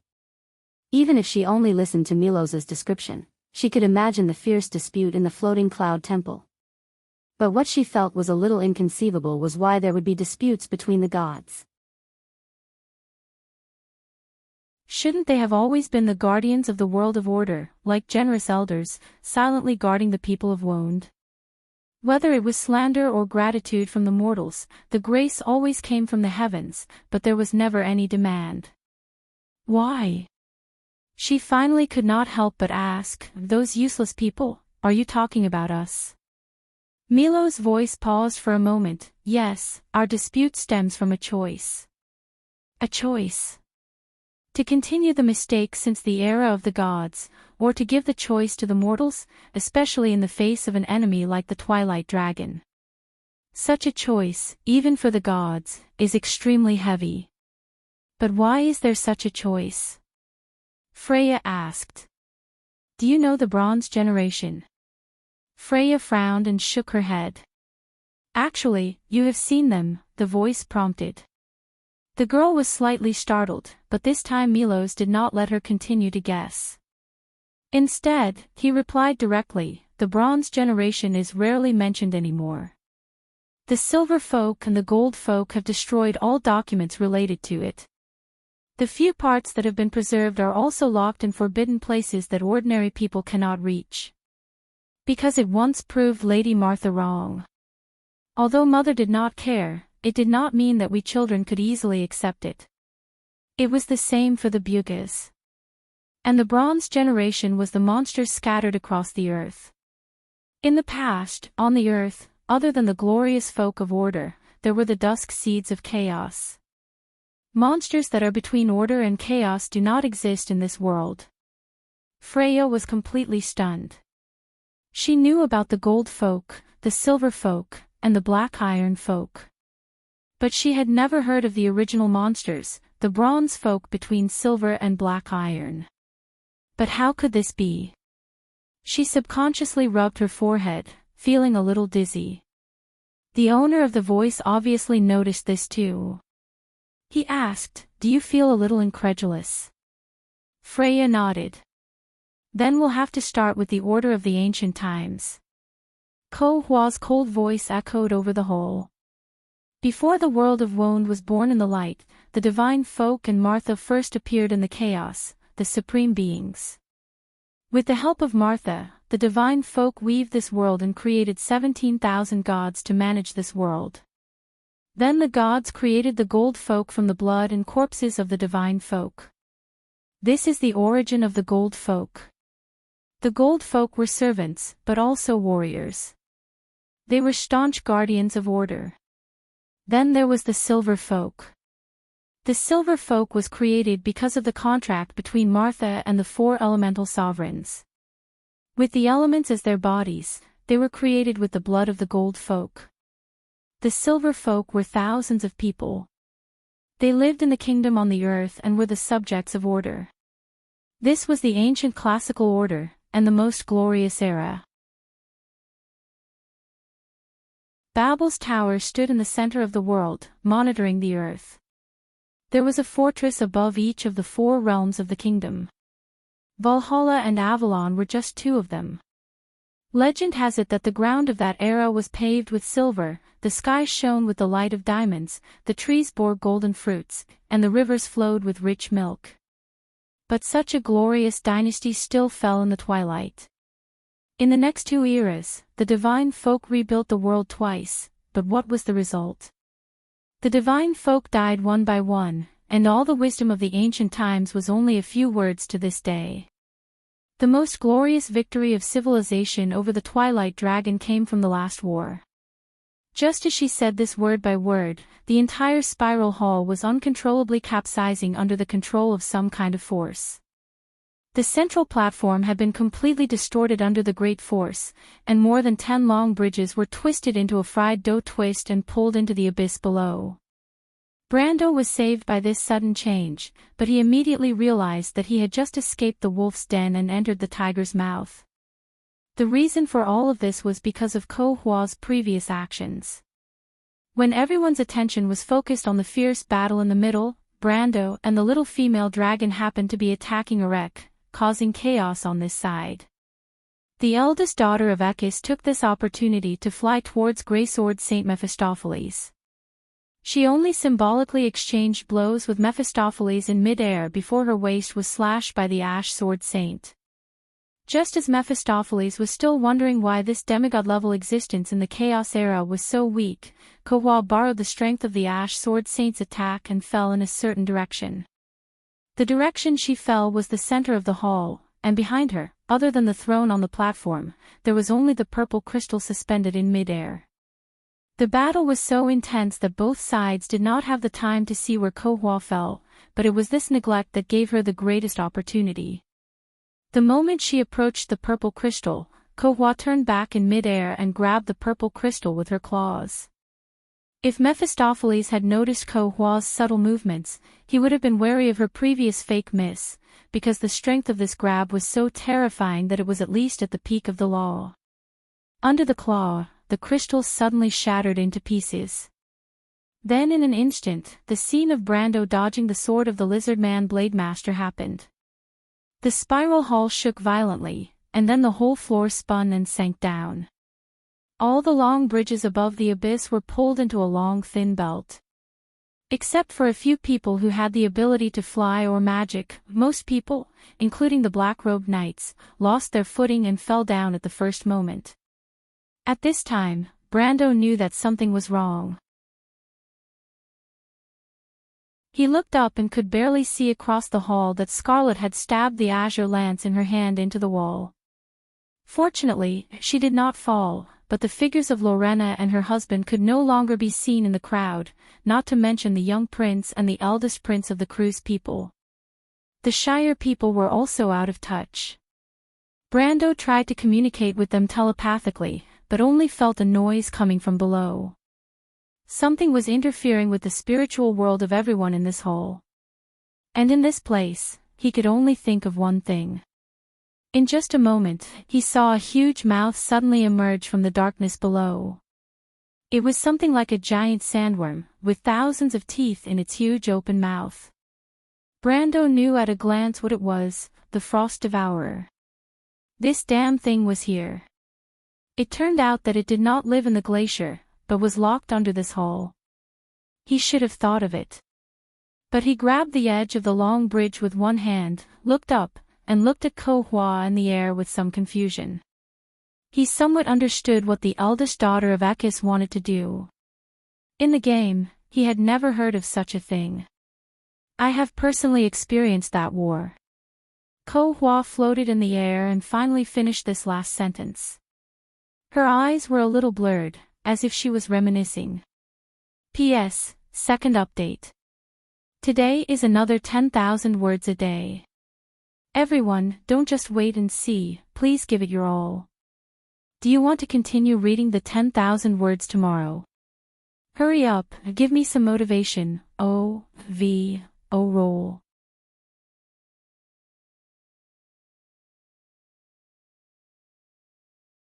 Chapter 8:18. Kohwa seemed to have suddenly gone mad, turning the battlefield into such a mess without distinguishing between friend and foe. She then floated above the hall and said some crazy things. Brando grabbed the bridge to prevent himself from falling. He looked up and saw the Lizardman's Sword Saint at a place higher than him, also holding onto the wall, but the other hand was carrying Duke Arek. Brando glanced around and didn't see where the little female dragon was. He didn't know if she had succeeded, but the star-shaped stone in Arek's hand had disappeared. Looking at his exasperated face, it was either lost or taken away. The black-robed knight that Arek brought with him had long been scattered. Except for those who were extremely lucky, most of the survivors were existences above elemental activation. Brando counted, including the few who were still floating in the center of the hall, there were as many as 11 in total. Even if 2 or 3 lucky ones were excluded, there were still 8 or 9. This number was already extremely terrifying, knowing that there was still Devard outside who was tricked by him. The elemental activation powerhouses gathered here today had already surpassed the entire upper level of Erwin's power. The situation in the hall now was like this: at the top of the hall, only Mephisto was there, and a little below was Veronica and the black-robed knight from All for One who had previously fought with her. There were about 4 or 5 of them. Further below, floating next to the broken purple crystal, was Kohwa, who was muttering to herself. The platform under her feet where Milos's throne was placed had already collapsed under the impact of the huge force and rolled into the abyss. Almost none of the all-for-one wizards on the platform were spared. Only the elemental awakened wizard later staggered up from below, obviously also suffering from serious injuries. Around the hall, the black-robed knight and the noble knight of Erewhon who had previously occupied the long bridges suffered heavy losses. Except for a few who reacted quickly and were still hanging on the cliff, most of them had already fallen down. The hall was filled with smoke and dust. Except for Erech, the lizard man sword saint, and Scarlet, Brando did not find any other familiar figures. He was very worried about the safety of the Shire, Metasha, and the little prince, especially when the huge mouth of the frost devourer below was rising little by little. The countless teeth inside were spinning like a meat grinder. Those who fell were obviously doomed. After the destructive force that swept across the hall disappeared, the lines of law began to stabilize again. Brando soon felt that he had regained the ability to fly, so he let go of the bridge and flew up. However, he did not dare to get too close to the Red Ring Lizard Man Sword Saint. From the sword strike just now, he felt that the Red Ring Lizard Man Sword Saint was more threatening than Veronica when she was in the loop of trade winds. Although the strength of the two were about the same, one was good at defensive swordsmanship, while the other was good at offensive swordsmanship. The difference was obvious at a glance. And since the star-shaped stone was no longer in Erech's hands, Brando did not intend to stay here for long. Under the cover of the smoke, he carefully flew in the direction of Scarlet. The hall was buzzing, and there were obvious cracks on the surrounding walls, indicating that there might be a second collapse. Brando suspected that this time, the dome of the spiral hall would also collapse. If that was the case, he could not stay here for long. Ko Hua, what are you doing? It was at this moment that Erech's low and hoarse roar came from behind. No one thought that Ko Hua would choose this moment to retaliate. She had hidden her claws and fangs earlier because she was waiting for the right time. The demons were right when they said that this woman was unruly. Erech's face turned ashen, but it was too late for regrets. Ko Hua had single-handedly turned the entire battlefield into a mess and completely ruined his plan. Don't you dare imprison me, human. Ko Hua smiled proudly. Didn't you want to see the awakening god? You will see him soon. What do you mean? Ko Hua did not answer. Her face suddenly showed an expression of extreme pain. She opened her mouth slightly and screamed. A cloud of black smoke came out of her mouth, followed by her eyes, nostrils, and ears. The billowing black smoke gathered above the girl and formed a vague human figure. Meanwhile, Ko Hua hung her head weakly and curled up in the air. Her skin was so pale that it was almost bloodless, like an empty shell that had lost its strength and soul. You don't understand what happened in that war, human. A thunderous voice came from the billowing black smoke. Ko Hua's cold voice could be vaguely heard. That was the only time in several eras that the dusk was defeated. That's impossible. Erech roared. After the Battle of Ebabel, even the gods were defeated. Almost all of the golden race died, and the silver race hid themselves. This is the greatest victory of the chaos in history. The Duke raised his arms and roared crazily. What's left of Wone today? The gods had long since abandoned this land, and the most glorious era had passed. What was left was just a bunch of lowly insects. When dusk came again, what could these trash use to resist? They are still fighting for power and profit. They are drunk for some temporary illusions. Such a group of people, is this the so-called civilization? At the end, he was almost contemptuous. It's ridiculous. There was a moment of silence in the hall, but the fanatical chanting of prayers by the believers of all for one could faintly be heard. You're crazy, Erech. Veronica had never thought that a person could be this crazy. She never believed in the fallacy of all for one. The war between the Twilight Dragon and the gods was already a distant memory. Only those evil cultists with evil intentions would hold these illusory myths as holy scriptures. She did not know what the future of Wonde would be. Maybe it would be destroyed, or maybe it would continue. But these were not important. For humans with short lives, the most important thing was the present. Just like for her, as long as the Crew's empire still existed, she had to fight for it, whether it was for her family or for the empire itself. Greysword Saint Mephistopheles also shook his head. It's ridiculous. The voice in the black smoke sneered. Who told you that the gods left Wonde after their failure? Who told you that the golden race all died on the battlefield of the dusk? The silver race hid, not because they were disheartened. Some of the human legends that have been passed down to this day are not groundless. It's just that you don't want to believe it. But there's one thing you're right about. The voice in the black smoke sighed. Wonde today is indeed no longer the classical and glorious era. When the power was handed over to the mortals, the era of the gods was gone and never to return. Brando was quietly passing through the smoke-filled area at the bottom of the hall. He would soon return to the place where he first entered the hall, the other side of Erech's direction. The debate between the two sides was going on fiercely above the hall. This scene was a bit like the lengthy opening speech of many important bosses in the game, but a solemn atmosphere indeed shrouded the entire hall. Everyone could feel a storm of energy gathering out of thin air. Brando felt it and realized that the key to summoning the awakening god was actually Kohua, and it seemed that no one in the game had actually pulled Kohua to this place. But this design was indeed a pain in the ass. Although it seemed to make sense in terms of the plot, Brando could not help but curse in his heart.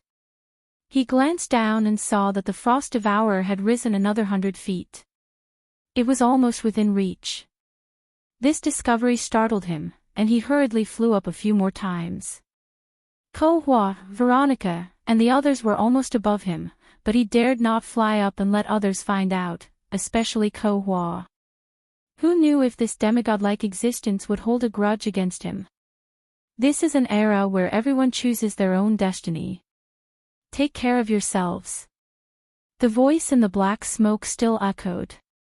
Under the black smoke, Corfa's eyelashes fluttered slightly. Don't, she whispered softly. The black smoke sighed. You're free, Kohua. And I will be reborn. Mephisto's face suddenly changed.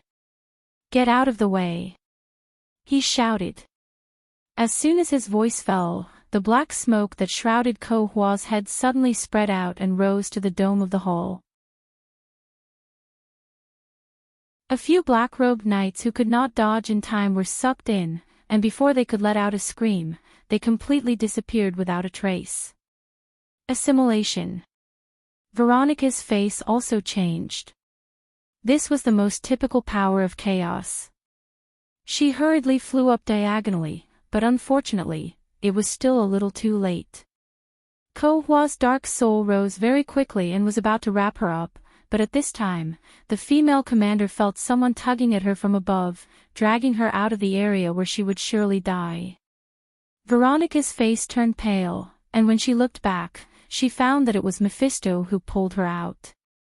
She was a little surprised, but then a blush appeared on her pale face. She frowned and complained. Where's your aristocratic etiquette, Mr. Mephisto? How can you grab a lady's hair? Mephisto did not answer, but just looked at her. Thank you. The female commander was stunned for a moment, then replied in a low voice. Drastic changes were taking place in the hall. The black smoke had completely merged into the dome, and the voice let out a burst of arrogant laughter.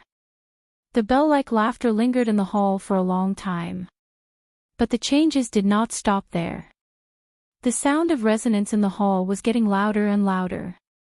Brando saw that several long bridges had been completely broken and fell into the abyss below. They were bitten by the Frost Devourer that was climbing up from below.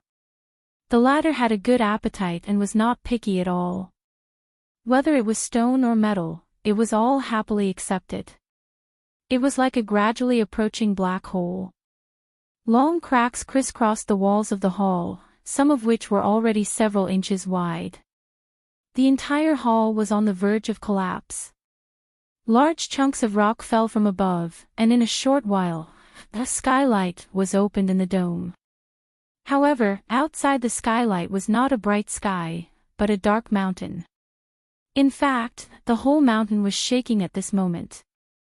The rock wall split into two parts, and half of it had begun to sink slowly.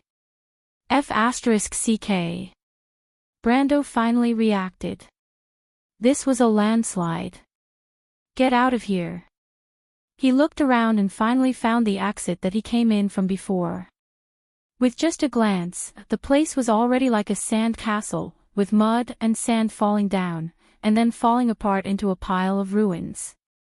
There were a total of 17 arches in the hall, and it seemed that half of them were gone in the blink of an eye.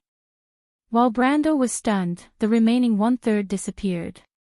He hurriedly flew to the last few remaining exits, but it was at this time that he felt something hit him from above, causing him to sink down. The thing made a muffled sound, and it was a girl's voice. There were no women on Arek's side. Brando subconsciously thought it was one of Metasha, Scarlet, or Shido, but the voice was not very familiar. He thought it might be Miss Scholar, so he pulled her into his arms. But with this delay, the last few arches had all disappeared. Brando looked at it and suddenly wanted to cry. At this time, the whole hall had obviously reached the end of its long life. The walls in all directions were falling towards him, and there was no way to avoid it. At some point, the buzzing sound that seemed to come from the depths of the mountain became louder and louder, but Freya did not notice it. She quietly listened to Milo's story. It was a long story, and it seemed to bring her thoughts to that distant and glorious era. Tall towers towering in the sky, floating palaces, the golden people in white linen robes, prostrating themselves outside the palaces made of gold, and the air seemed to be filled with the faint smell of vanilla. It was a world of order and civilization, but now, humans seemed to be struggling in ignorance. After a long time, she blinked slightly, looked up, and asked, in other words, the gods gave the power to choose their fate to the mortals. After that, the Azure Knight led the ancestors and defeated the Twilight Dragon. After the stars fell, in order to fulfill the agreement, the gods left Woned and completely handed this land over to us. That glorious era is gone, and today's Woned is an era where we choose our own fate, whether it is destruction or rebirth in the future. You are very smart, the gentle voice replied. But there is still something I don't understand. Why can we do things that the gods can't do? The room was silent for a moment. Because you are the people of this world, and you don't have to fight against it. Freya was slightly startled. I'm sorry, I don't understand the meaning of this sentence. I remember telling you that half of the Iron Folk's blood flows in your veins, but unlike the Bronze Folk, you have completely given up on your powers. That's why you didn't turn into those demonic creatures whose rationality was corroded by darkness. Freya nodded. That is the reason. The voice replied, the world of Woned was weaved by Martha from chaos. When she placed the law of Tiamat above the sea of chaos, the world was born. The root of our world comes from the order that is built on top of chaos. Therefore, since the birth of the world, this opposition has been rooted in it. The stronger the power of order, the stronger the resistance from chaos. However, the power of chaos has no limit. In other words, one day, this power will even surpass the control of the gods, and our world will also be reduced to ashes. This is the origin of dusk. In several eras, Woned has already experienced destruction several times, and the history of the earliest gold people is long gone. This is the so-called mistake of the gods. In countless eras, the sages and wise men of the gods and other servant races have been looking for a way to end this cycle of mistakes. We have built countless civilizations and orders, but every time, without exception, we have failed. The twilight has come 6 times, and we have failed 6 times. And the only time that we were closest to success was at the end of the last era. Your hero, the Knight of the Azure Sky, broke the sky, causing the stars to fall to the earth. Wond was separated because of this, but at the same time, it really ended the twilight. This was the only time that the civilization was not completely destroyed. Although it still suffered a heavy blow, at least it let us see the possibility of success. The root of all this was a suggestion from the Darkness Dragon. Is it Odin? Freya suddenly interrupted. No, it was earlier than him. Although she could not see, the girl could feel the owner of the voice slowly shaking his head. The Darkness Dragon of the previous generation had already fallen in the Battle of the Twilight. But like Odin, he was a person with extraordinary wisdom. He was the one who asked us to think about this problem instead of blindly increasing the power of order. What we had to do was only to preserve the fire of civilization. Therefore, we could have created a weak civilization that was no longer glorious. It could even be said that it had compromised with chaos. It lacked power, was ignorant, and was even penetrated full of holes by the Twilight Dragon. But because of this, we almost succeeded. Because even chaos cannot devour itself. Freya opened her mouth slightly. She vaguely felt that Milo seemed to be hiding something, but what this voice said was already the most ridiculous legend she had ever heard. The gods actually compromised with the Twilight Dragon. No matter how bad it is, it's fine as long as it exists. Freya was a little uncomfortable. After all, no one wanted to be treated like a bug. No, little girl, civilization will grow. Milo's voice became a little proud. This is the greatness of Mother. This time, it will be a civilization rooted in this world. It will no longer be created or interfered with by us. It will carry the mark of the Twilight Dragon and grow little by little. It will gradually grow stronger and finally merge with the origin of this world. By then, no one will be able to destroy it. But civilization was civilization, and order was, after all, different from chaos. Freya vaguely felt that something was wrong. She shook her head. Then will the Twilight Dragon still descend? The voice was silent for a moment. It will. P.S. First update, please vote. You're tuning into the LoveLore Library YouTube channel. We're so grateful for your support, and don't forget to subscribe to join us on this incredible journey through captivating stories. Your generosity through donations truly makes a world of difference, as it's the primary source of revenue that allows me to expand and enhance this channel for you. Thank you from the bottom of my heart for being a part of this adventure.